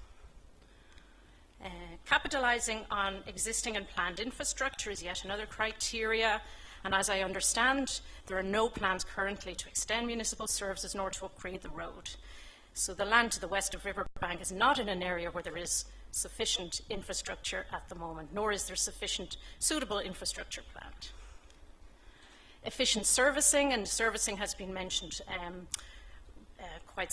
quite a lot already. And it's clear the lands to the west of the riverbank may require local pumping stations to provide sewage services, particularly for the relatively low-lying areas closer to the Grand River. I'll skip that. Supporting active transportation is a very important criteria, and it's supported in the regional plan. And again, the report states lands west of riverbank and blocks fronting onto riverbank are less preferred from the perspective of promoting active transportation. Supporting transit, again, and I quote, development that is more closely centred around the proposed mixed-use area. If you remember the map that keeps popping up, it's that purple piece, would be a relatively higher priority, and the lands to the west are as far removed from there as you can get. You'll be glad to see I'm towards the end of this slide. To provide an efficient and safe transport network, and I quote, some of the existing roadwork will require significant improvements to enable safe pedestrian access, as the roads currently do not have sidewalks or crossings. And some of these roads have already been identified for future improvements, such as Fountain Street North and Middle Block Road, but not Riverbank. They were my words, not Riverbank. Overall, it's clear to me that developing west of Riverbank is not in the interest of the majority of landowners and residents of the area. When I saw that residents and landowners, I walked the road in Riverbank pretty regularly, and I did meet the people who live at the Zaja property, and when I met them a few months ago, it wasn't the Zaja family, it was renters. So I understand the Zajas, it may be wrong, but it looks like they're landowners, but not necessarily residents. And if I'm wrong, my apologies. I'll have to ask you to wrap up, Ms. Yes. You're at 12 minutes now. Okay. So.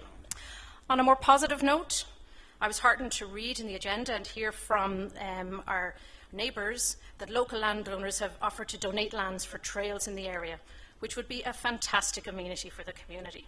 It'd be nice to think this offer would stand, regardless of whether development goes ahead or not. This is a view of the Grand River, where the Zaja family have their land. In closing, I wish to commend the staff and consultants on the work that has been done so far in this project. I would ask for increased transparency and communication with all of us, whatever side of Riverbank Drive we live on. I hope that you, the council members, will be in agreement with the proposed amendment. I hope the community of Riverbank Drive will be able to move on with the process of integrating with the new development when it comes, while continuing to maintain its unique character as a rural neighbourhood. And finally, I look forward to when there is an end to all these meetings and we can just get on with our lives. Thank you. Okay, thank you, Ms. Aiken. Any questions? I see none. Okay, so that ends the delegations that registered by the deadline. The next 8 delegations registered after the deadline, I'm only going to allow 5 minutes per delegation for those that registered after the deadline. And then if there's anybody else in the audience who wishes to speak at the end of this round, we'll take them as well. The next delegation is John Rose. Mr. Rose?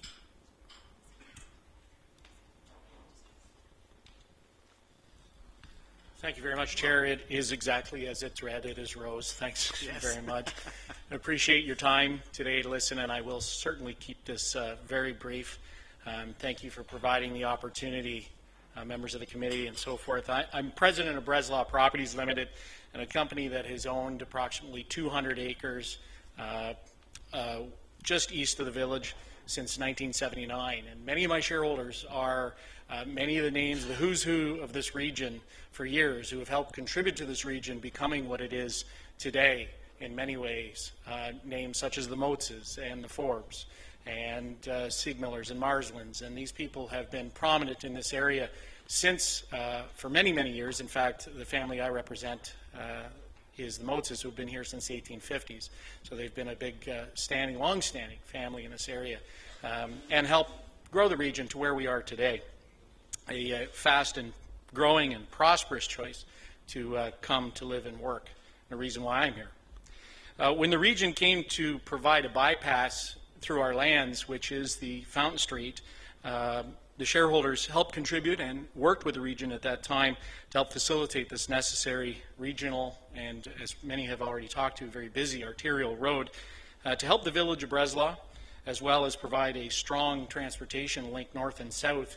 And at the time, in the 90s, the region had promised at that time to promote the Breslau lands as potential future development.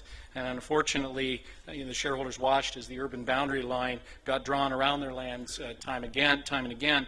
And it was only when Breslau became active in its pursuit in 2011 that suddenly this obscure kind of rock-laden cornfield in the middle of Breslau became or hit the radar as one of the potential next steps for East Side development. And I'd further like to say it's consistent with provincial policy and regional policy because it is right next to an urban area. It's the next logical place. In fact, when I've met many residents, they say, why is your land have not been developed? And I really can't logically answer that. It is easy to service. It'll all be gravity-fed lands to the existing services that are available. And we've worked really closely with regional staff and township staff to try and develop what we feel is going to augment the village and augment the region. It's obviously very close transportation nodes, both the new highway east to Guelph, as well as Fountain Street down to the airport, very, very good that way, as well as proximity now with the good arterial network down to the 401. So the lands are very, very desirous, I think, of people who will be coming to the region to help grow, much the way that our shareholders did. I'm going to keep it short. I've got a couple more points and then I'll move on to allow other people to talk, but I'd like to say that we're fully supportive and we've worked through the process, and it has been, I think we would also like to echo the previous speaker in the sense that we'd like these meetings to end and get on with progress for sure, as I'm sure many of you do, and the region. There's a lot of money and a lot of time by a lot of people much more knowledgeable than me over the time and the frame to bring these lands in under the rope, and I understand the difficult decisions that are being made. The one thing I think I would implore you is this just requires, unfortunately, or fortunately, leadership. Decisions have to be made here to go forward because a lot of time has been spent, and soon the music is going to stop and the chairs have to be sat in and we have to move on with the region. This dates back to 2006 in the original official plan, and in 2011 with the negotiated settlement eventually arriving in 2015 where we are, and we all sat down in this room, and I believe, and came to a conclusion. So I'd like to see that go forward, and we'd like to see the region move on. And while I respect and totally understand there are people who are coming to the table now and saying, our lands are important, we'd like to be included, I would argue that, we've been there. We've been there back in the 80s, we were there in the 90s, and our shareholders, as I mentioned, many of them prominent people, have been patient and have worked with the region through the bypass and a number of other things to get to where we are today. So I implore you guys to take a look at the intelligent move forward, and I commend the staff who we work really hard with over the years to try and find. I think the residents can feel that there's been a due diligence process on this ad nauseum, and we're at a point now where I think the right decisions need to be made. So thank you very much, and I look forward to your decision.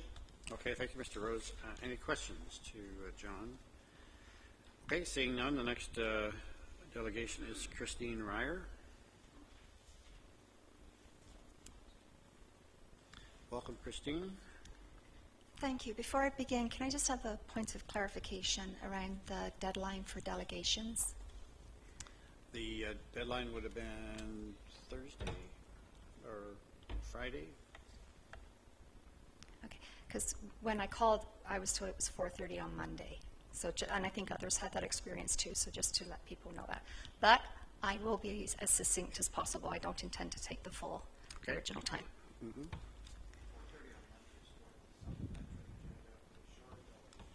Yeah. I'm just relaying what was relayed to us. Yeah. So. Okay, go ahead, Christine. Okay.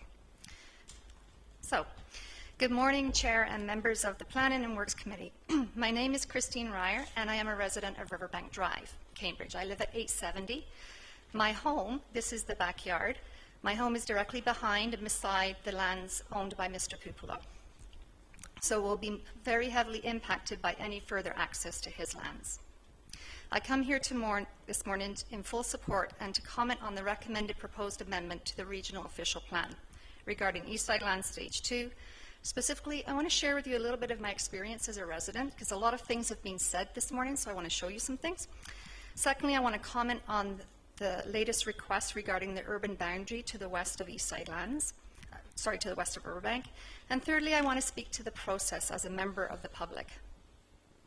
So we purchased our home in 2004, having been assured that no development could occur behind it. We did our due diligence, and we respected previous planning decisions that recognized the natural beauty and historic value of these lands. However, I admit I knew nothing of environmental sustainability or wildlife and had no awareness of the land.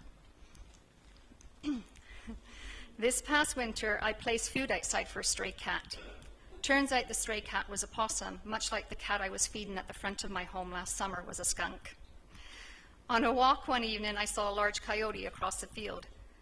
I hear the coyotes feasting at night in the summer months. It was the fastest I've ever walked that stretch of road. The coyotes probably enjoy the rabbits and large wild turkeys that I frequently see in my backyard. They and the deer like to feed on the stubble in the farm field behind my home. That field is now being converted to sod farming this year. The deer are frequent guests. I believe my property is some sort of corridor for them, judging by the frequency of their visits and the columns of deer that pass through. I have purposely avoided fence in my yard, and I'm conscious of not doing anything that will impede this and other wildlife. And of course, there are the birds. I don't know if you can see this, but just to the trees, all those dots, those are birds. And then there's also the birds, the barn swallows, that nest on the front porch and rear door of my home. When I arrive home at night, I take time to look up at the stars. You see, when you don't have street lighting, it's a magical sight, and it's quiet. In the still of the night, I imagine what it was like for the first settlers who came here from Pennsylvania and settled on the land behind my home. As you can imagine, these experiences have led me to a deep respect for the land and wildlife. I have much to learn, but I try to be a good steward of the land while I'm there. I've never intended Riverbank to be my final home. I will downsize at some point, and I'm here out of concern for my neighborhood and community. I am truly grateful for the opportunity to have raised my family on these naturally beautiful and historic lands, and I'm committed to ensuring they remain as such for future generations. So contrary to some of the comments that have been made earlier today, I have invested in a sustainable geothermal system, I maintain my well water and septic system, and I avoid harm to the lands and animals. I believe that the intrusion of municipal services, which frankly I really don't want, sidewalks, street lights, increased traffic, and changing the profile of the street in any way will damage the natural and heritage value of our community. If my neighbors are graciously inclined to explore the development of trails on their property, I'm happy to consider the impact of increased access to any of such trails. But unfortunately, this is the first time I've heard of it. And more importantly, trails can be achieved without ruining the land. In fact, to develop these lands will remove some of the very reason for having trails. I fear we are confusing Disney walkways with nature trails. Riverbank and the surrounding lands are historic for several reasons. The original journey into the community of some of the first settlers, the historical landscape dotted with woodlots, farmsteads, including some of our last remaining barns, built heritage, the cultural value of First Nations and settler experience, and of course the Grand River, part of a unique nationally designated heritage watershed. I've lived on Riverbank for over 10 years, and I do not agree with the biased visual interpretation presented in some of the attachments. My experience is not consistent with the selective views presented therein. And just to demonstrate, I'm going to show you some. This is if you walk along Riverbank. And I invite every member of council out to my home. And I don't normally do that because I'm not home very much. But come visit me on Riverbank. Come walk the street with me. And this is what you will see. Well, you won't see that because he's away at school right now. But anyway, it gives you an idea that this is a scenic route. And it is just as vibrant and viable now as it was when it was first identified by the Cambridge Heritage Master Plan. So I believe that master plan, and I know the City of Cambridge believes in that master plan, and I'm asking this council to respect it. As a passionate advocate for local heritage, I often hear two things. You can't save everything, Christine. I'm not here requesting a cultural heritage landscape designation, which I probably could or should. I'm well aware of the barns that could be lost to employment lands. And I'm also aware of the risk to build heritage on the employment or mixed-use lands. I'm here only asking you to do the bare minimum for heritage conservation in this area, and that is to preserve the last scenic drive in Cambridge. This is our last scenic drive. I'm not asking you to go out on a limb here. The second thing I hear is you have to compromise. Well, what you haven't heard today, and what some of you may not be aware, is that from the start, residents, including myself, we understood there would be development beyond Fountain Street toward Riverbank Drive. In fact, this is where our conversation started. If you look back through your reports and documents, you will find maps that show you light industrial development to the ridge above Riverbank with transition zones all along Riverbank for stage 1 and 2. While most of us didn't particularly like this scenario, we accepted the compromise being put before us, provided that there was no development along or beyond Riverbank. That was what you proposed many years ago, and that is what we all came to the table agreeing to. Then at the 11th hour, the boundary for the stage 2 beyond Riverbank on the west side was shifted because of what I believe was a poorly worded OMB ruling in 2015 based on the challenge by developers. That now allows a potential use of lands on the west of Riverbank. But our neighbors, we trusted in the process, we continued to participate in good faith, and ultimately the reports and the independent experts all reached the only rational conclusion. The proposed amendment, as is, supports the regional objectives. I'm not going to reiterate why that is, because I think others have done that much better than I can, and I'm also conscious of time. My third and last point I just want to say is when you buy land that is not zoned for development for good reasons, and then that insists that it be built upon, it is nothing more than speculation. And is why you're entitled to do that. It doesn't justify changing the boundary or official plan. It certainly doesn't serve the public interest. And that's what we're here to consider, the public interest. And I believe, as you've heard, that any development of lands west of Riverbank would negatively impact the wildlife, heritage, nature, and neighborhood. So please, in closing, do not allow speculation to overtake the planning process or to trump public interest. It is frustrating for myself and some of my neighbors that we are now only for the first time seeing the extensive plans proposed for the lands west of Riverbank. Why is that? I've been at every meeting. Why is it only here today at a 9 o'clock meeting on a Tuesday morning in a work week that I now hear plans for west of Riverbank? I find that shocking. A lot of good work has been done by your staff, my neighbors, landowners. Please don't jeopardize it. We are here today honoring our commitment. Please don't be distracted from the original compromise.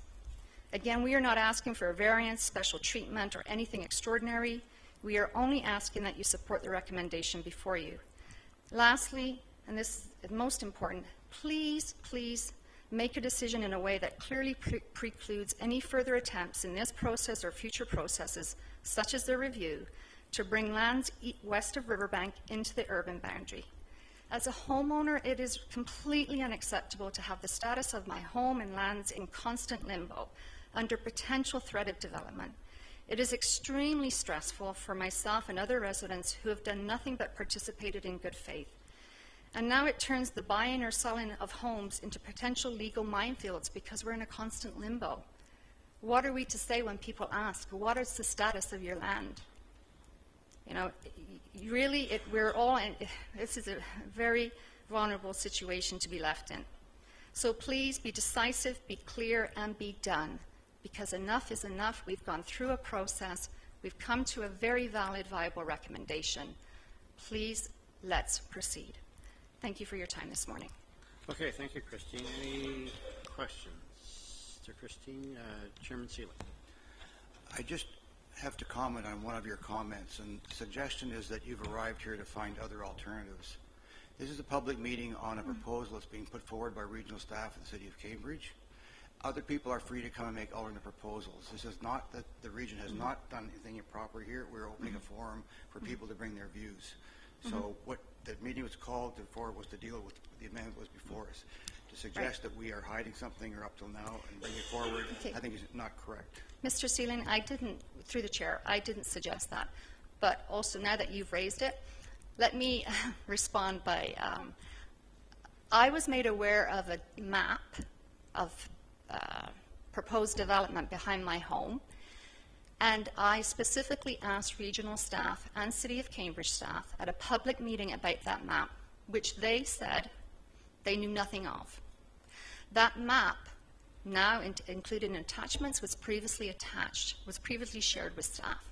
And I understand confidentiality, and I understand that you can't always share things at particular times, but for you to sit there and say that I'm insinuating something when I raise a valid point about my neighbors not bringing something forward, I feel is a little bit, given the process and some of the communication challenges, and that we've come here in good faith. I have great respect for the work that the staff have done in this regard, but I'm frustrated that I come here. If I hadn't come here today, I wouldn't know about Mr. Pupelo's plans, and my home will be the one most affected. I think I have a right to know.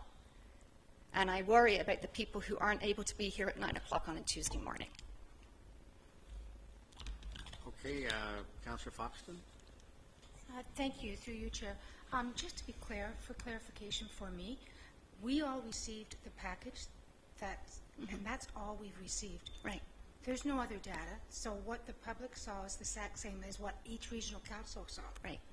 So we didn't see any other development or map or anything, if that's, to be fair. Oh, I understand that, and my comment was about my conversation with regional staff and city staff.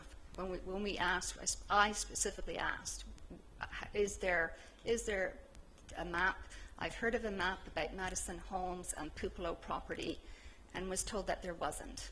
And I'm glad that regional staff did not include the map or tell us, because they are giving what they proved. And I understand confidentiality, but you know, when not we're even confidentiality, but that we were given the information we needed. Thank you. Okay, thank you very much, Christine. The next delegation is Christopher Young.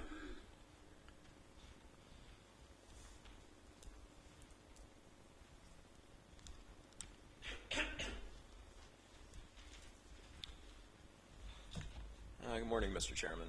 I am also a resident of Riverbank Drive.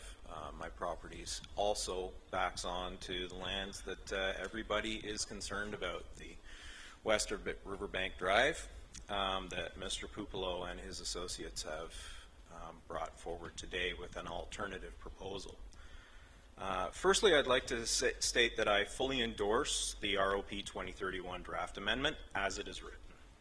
I believe it to be a balanced plan which has fulfilled the criteria set out for the development of the Stage 2 East Side lands. As you can imagine, I would prefer that there was no development in our area. As Christine and some of my other neighbors have pointed out, it's practically bucolic. We love where we are, and I'm not going to go back over all the wildlife and all that sort of stuff that people have talked about before. I believe that the plan is imperative to the growth and the sustainability of our city, and I believe it to be a sensible one, which is why I support it. That being said, I feel the need to address the proposal put before us by Mr. Pupelo and his associates. I've looked carefully at the at the Polo Corps plan presented in the public comments from PCC number 4, and comparing that to the amendment, I can see no rationale to consider the Polo Corps proposal. Polo Corps has prepared a litany of arguments to get their land included. 19 pages by my count to say that they think half of Riverbank Drive is not a scenic route. Polo Corps has, the overarching point of these arguments seems to be that the regional staff, the City of Cambridge staff, the Township of Woolwich, the GRCA, and WSP had not considered all of these factors which they present in their arguments. I am of the opinion that these groups indeed have considered all of these, and they have simply come to a more reasonable and informed conclusion. It is also my opinion that these comments are presented in a tone that implies the owners of these lands are somehow entitled to have them redesignated. Neither the region, the city, nor the community has any duty or obligation to the owners of these lands that they be allowed to develop and profit to the detriment of the community. The lands in question were purchased as agricultural land at agricultural land value. The fact that that value will not greatly increase under the conditions of the amendment is not the concern of the community, nor should it be. The Polo Corps plan provides for a handful of estate-type lots, and I fail to see how this serves the goals of the ROP. In fact, the only benefit to the region or the city that I can see in developing this land is to help stave off the looming crisis of a lack of unaffordable housing in the region. When I and the other landowners attended the November 2nd, 2017 meeting, we were, to put it mildly, extremely surprised to see that these lands had been included for consideration to be redesignated as urban. It was everyone's understanding that these lands had been dismissed several times through the past as undesirable for development. As I understand it, Mr. Pupolo or one of his representatives appealed to the OMB so that the lands could be included in the process from which they were originally omitted. The process was set back. A lot of time, energy, and taxpayer money was spent to accommodate Mr. Pupolo, and his land was duly considered. I think it is very clear that it is not desirable to develop these lands for a host of reasons that the region has already stated in writing in this amendment, or sorry, in the document that justifies it. The region has been more than fair to Mr. Pupolo and his associates through the entire process, and I submit that this most recent attempt at redesignating these lands be dismissed as frivolous, and the amendment be recommended to the city with one minor change. My only concern is that the final recommendation states in part, I'm quoting, "Given the public interest and need to comprehensively plan for any remaining development along Riverbank Drive, it is also recommended that the Cambridge City Council request the region to consider long-range planning for the remaining lands outside the urban area along Riverbank Drive in a comprehensive way through their municipal comprehensive review being done for the next regional official plan update in 2019. Given this recommendation, I can only assume that Polo Corps will see this as yet another opportunity to push for development that is neither beneficial to the region nor the community, and I would like to see this recommendation reworded. I can offer a slight modification that would read somewhere along the lines of, given the public interest in preserving the character and integrity of the Riverbank Drive community and the ongoing concerns over the lands currently outside the urban boundary, it is also recommended that Cambridge City Council, and continuing on as it was worded before. This wording, I think, would make a clearer impression that these lands be considered for uses other than development in the future. As an aside, that was my prepared statement. I'd also just like to say that I'm also one of the landowners who is not interested in municipal services, sidewalks, street lights, noise pollution, all that sort of stuff. It's going to be tough for us to be putting up with a new development across the road, but we acknowledge that this is the sort of thing that needs to happen. And I think that the way that this plan has been put together is very responsible, and I'd like the council to support it. Thank you. Okay, thank you, Christopher. Any questions? I see none. Thank you very much, Christopher. The next delegation then is Jane Friedrich. Or Friedrich, I'm not sure. Friedrich? Okay. Friedrich. Welcome, Jane. Thank you. My name is Jane Friedrich, and I reside at 900 Riverbank. I've lived there for approximately 3 years. My comments are directed in support of the preliminary preferred land use scenario as set out in the March 20th meeting by the region. In reading all of the documents, and I certainly haven't done as much reading as many of the other neighbors on the street, I recognize that the region's done a considerable amount of work in identifying significant features in the neighborhood. The result supports Riverbank Drive as having features consistent with the scenic route. This understandably creates the need to preserve and minimize the impacts of those features.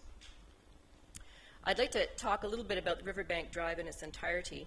It already supports recreational uses and active transportation linkage needs in the area. On any given day, there's any number of cyclists, walkers, joggers, hikers, people walking dogs, motorcyclists, scooters, e-bikes traversing the road. Even strollers and older people with mobility challenges and canes and things like that can still adequately navigate the road, which due to the low volume of heavy vehicles is relatively pothole-free most times, and it's well maintained compared with busier areas. I'd like to make the point that many recreational users of the road are by far not just residents of the area, but those from the new subdivision at the top of the street and adjacent areas. Our street is not just enjoyed by the residents here, but by many people in adjacent and even other areas of the region. It's been scenic for a long time, but it's a significant and welcome that the region recognizes and wishes to protect and enhance those features that make it a great recreational route. And I would actually call it an on-road trail. You know, we do have cars that have to come up and down, service the buildings there, but it is a significant route, and I would call it a trail. The unique character that the road offers, and we've already talked about the different features in the area, so I won't go into that. But I believe that it's something that is good for the entire community, and that it wouldn't be the case that the existing views and the existing features disappear. And if you go down and you talk to anybody, just pick out somebody who's walking down the road and ask them what they see in Riverbank Drive, you'll get a large variety of answers. But I think one of the big things is that it's a quiet area, and that there's not a lot of traffic, and that it's beautiful. If the traffic increases such that the recreational appeal disappears, then we don't have that anymore. And this is a very rare, as Christine mentioned, a very rare opportunity in Cambridge that we have. In closing, I just want to say that I recognize the need to develop the area because of the manner in which the impacts to the scenic nature of Riverbank Drive are considered in the rationale. I support the acceptance of the lands and look forward to working with the city to continue to minimize the impacts on the drive and to work forward with an integrated development in the future. Thank you. Okay, thank you very much, Judy. I see no questions, so I will go then to Judy Sauter.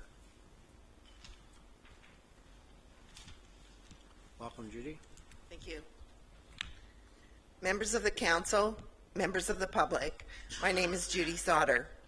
As a homeowner on Riverbank Drive, I want to say that I'm in favor of the proposal showing the preferred land use for future residential and mixed uses that was presented at the homeowners meeting and the public consultation center on March 20th of this year.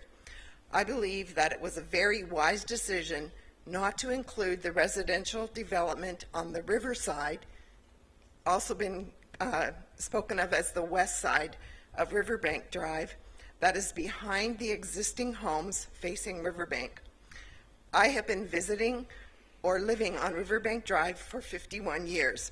I have lived there for about 46 of those years. It has always been understood that there would never be residential development behind the row of houses on the riverside or west side of Riverbank Drive.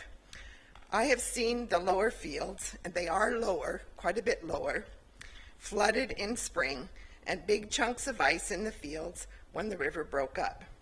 This area is home to deer, wild turkey, and other wildlife, as you've seen in pictures from my neighbors. It should be preserved as a natural area. Riverbank Drive is a heritage road and should be preserved as that as well.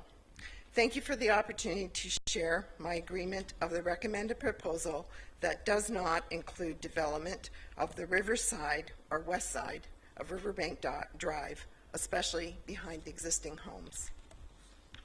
Okay, thanks, Judy. No questions. Mr. Tom Kidd.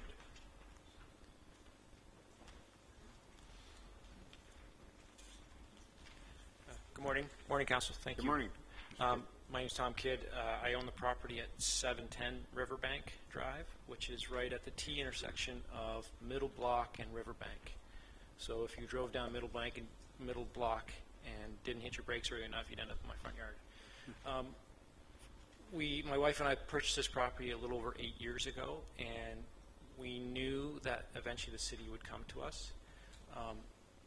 Grudgingly accepted it, but having said that, we strongly support the preferred option that was presented to us at the public information session back in March.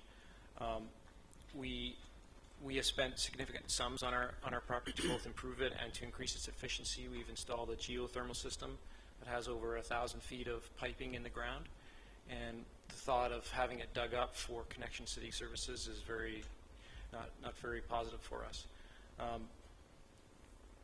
We are quite content with our water and our septic system and the lack of street lights. It gives the street a rural country feel, which is why we purchased there. I just want to add that I have had conversations with the Zadja family, and I still support their desire to build homes. They would be my neighbor, and I think that's a noble goal. However, the disruption of the street of city services and sidewalks and all that stuff is something that is not conducive for what we want or what our goals are. Thank you. Okay, thank you, Mr. Kidd. Okay, no questions. Mr. Gordon Aiken.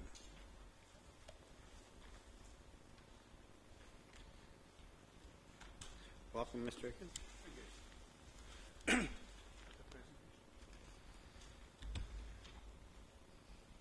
Excellent. Mr. Chair, ladies and gentlemen, my name is Gordon Aitken, and I'm a resident at 970 Riverbank Drive. Firstly, I would like to say that I wholly support the development area as proposed by the region with no amendments. I feel that the area selected is cohesive in nature and is large enough to allow for a wide spectrum of home sizes. The location of the mixed-use area is ideally situated at the eastern section of the development, which will encourage the natural flow of traffic towards roads that are more suitable to higher volumes and away from the sensitive areas that are unable to cope with high traffic. Thank you so much for producing a plan that speaks to the concerns of the existing residents in the area. From reading through the responses from the last PCC in March, it is my understanding that developers and speculators whose properties were not chosen as part of the development are unhappy and wish to challenge the new proposal. It's my understanding that these people have formed an alliance to produce a scattered array of land parcels that is similar in size to the land which makes up the northern section of their preferred choice. They wish to remove the parcel known to many as the Shire lands from the preferred development area. It's my understanding that this is the area in question. However, please forgive me if there has been a change of plan.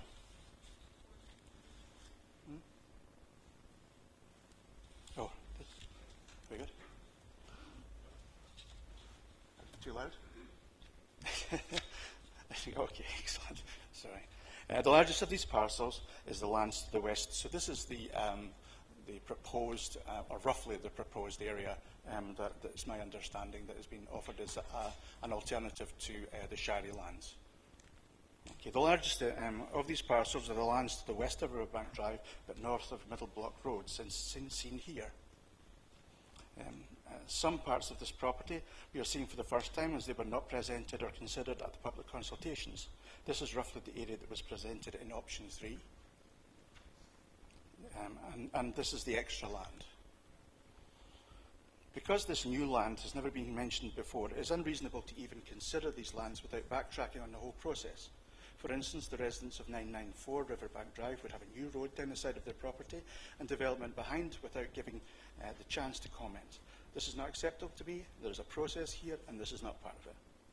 According to the Plan and Rationale report, the area to the west of Riverbank Drive but north of Middle Block Road has many constraints that challenges the suitability for development. Because of its proximity to existing larger properties, any development would also have to be larger properties and low density. Since the entire development must be considered as a whole, this would restrict other developers in the range of units they could build if the city were to achieve population density targets. The development of this property would require upgrades to Riverbank Drive, which is a designated scenic route and part of the Cambridge's Heritage Plan. This would have a huge impact on the existing residents. The property's proximity to the Grand River means environmental concerns must be addressed. Local residents have already witnessed extensive tree felling on this land and are concerned at the extent of this ahead of any possible changes to the use of the land. As an example, here is a photo of a beautiful hedgerow last summer. And here is the same hedgerow chopped down during the Christmas holiday break in 2017. The stumps were removed again during the Easter holiday break 2018. Yesterday afternoon, there was very little trace left. Since the timing of these events coincides with public holidays, it's difficult to get any advice from the region as it happens. These hedgerows contain locally sensitive species and form wildlife corridors for the significant fauna in the area. I understand that the land itself has a very high water table due to its proximity to the Grand River. The site is bounded by floodplain. In the light of recent catastrophic floods on the Grand River and unpredictable events due to climate change, it concerns me that the land is under consideration at all. The next three parts of the proposal lie to the south of Middle Block Road, an area that the ROP calls low priority. It's hard to see how the scattered nature of these lands could in any way compete with the cohesive nature of the preferred option. The southernmost properties, which belong to Intermarket, are so far removed from the rest of the priority area that it makes no sense to include them as part of this development. The northernmost property will still require services to be brought into the area, but Cambridge's city's policy of must connect, many residents feel the cost of such a plan will be unrealistically expensive for individual homes who have already paid for their own septic and well and do not require the services brought in. My own home recently had a new septic system installed at the cost of around $55,000. Much of this was to bring the system up to the exacting standards required by the GRCA, and rightly so. I do not welcome the bills associated with connection and say this is an unfair cost to subsidise wealthy property developers who need to bring in services to service new homes. One thing that all these proposals have in common is that they will increase traffic on Riverbank Drive exponentially. Apart from the well-known historic status of Riverbank Drive and the Master Servicing Plan's declaration of low impact on the road, it simply is not suitable for higher volumes of traffic. It passes through environmentally sensitive areas such as Randall Drain, and its twists and gradients would require major engineering in parts to make it safe for more than light traffic. This would have a huge impact on existing homes. The majority of residents in Riverbank Drive don't want development, but understand the time has come. They're willing to embrace change, but it must be managed change, of which they are part of the process. So far, we are very pleased with the help afforded to us by the planning departments in both the region and the City of Cambridge. The current plan is a very good compromise, and we hope that we can work together with the City and the region to move forward as further planning evolves. Thank you so much for allowing me the time to share my viewpoint. Thank you. Any questions? Okay, thank you, Mr. Aiken. I see no questions. Thank you again. One further delegation, and then I'll ask if there's anyone else that wishes to address the committee, and this is Adriana Vezanova.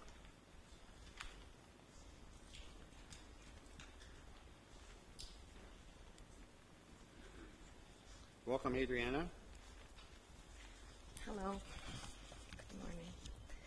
Members of council, members of public, my name is Adriana Vezanova, and I'm here today to offer my support of the proposal amendment of the regional official plan as presented today. My husband and I have lived at 930 Riverbank Drive in Cambridge for 16 years. I do understand that development of our city is necessary, but I really don't understand why anybody would like to develop west of Riverbank Drive for many reasons, and reasons were also presented. This is the picture from my house, which I took last week, and you can see this is all water behind our fields. So I want to talk about that. Watching these fields daily for 16 years in every season gave me the bigger picture about the area. We have floods in the fields behind us, early spring till beginning of the summer days. In the rainy days, even longer. The flooded part of the field directly behind us is not suitable even for plowing. However, it is raining, whenever it is raining, and it is the time, as the time goes on, after year, it seems to be even worse. What I want to say that many times over the years, we've seen their machinery to be stuck in the mud and had to be rescued from there by another heavy machinery. In the past few years, this place is not anymore plowed or seeded for this reason. My personal guess is that the whole rescue operation became too expensive. I just can't imagine houses to be there and battling huge water issues. If they build the houses there, where is the water going to go? Is it possible this will affect our existing houses? Thank you very much. Okay, thank you, Adriana. Any questions? I see none. Okay, that ends those who have registered. If there is anyone else who wishes to address the committee, I'll just raise your hand. Yes, sir. Come forward. And another gentleman at the top. Yes. Okay. Just identify yourself, and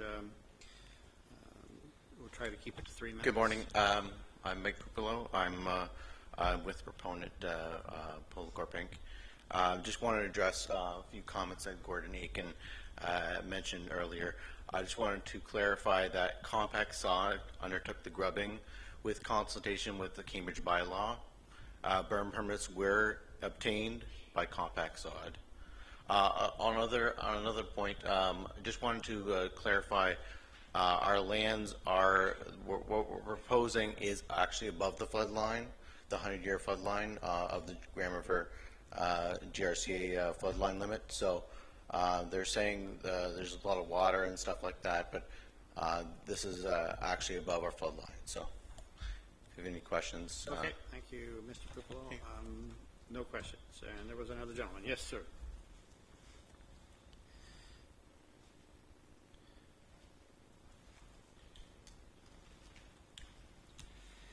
Thank you, Mr. Chair, council members, staff.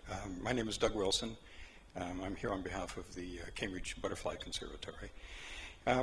Just wanted to make note of the fact that the Fairway Road Extension Kossuth Road corridor has always been an important part of the conversations with the region over the past probably 14, 15 years.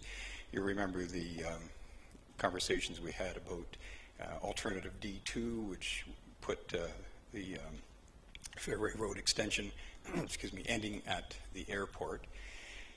D2 alternative moved that extension to connect to Fairway or to Kossuth Road, which at the time, and actually right up until the public consultation meeting in October, was recognized as an important future economic corridor and transportation corridor lying halfway between Highway 7 and the 401. Somewhere along the line between October public consultation meeting and the March consultation meeting, that Kossuth Road Fairway Extension corridor was moved off the designated lands maps. It impacts what we do at the conservatory because we have quite a number of acres to the west of our property there that we were hoping to be able to develop at some point into projects that were yet undetermined but could include research and education. So we just didn't want to be left sort of out in the cold and wanted to make sure that that Fairway Road Extension Kossuth Road corridor was still recognized as a important economic and transportation corridor. Thanks. Okay, thank you, Mr. Wilson. No questions. Any other individuals who wish to address the committee today? Okay, so I'll ask for a motion to adjourn. Councillor Armstrong, Councillor Redmond, all in favor? It's carried.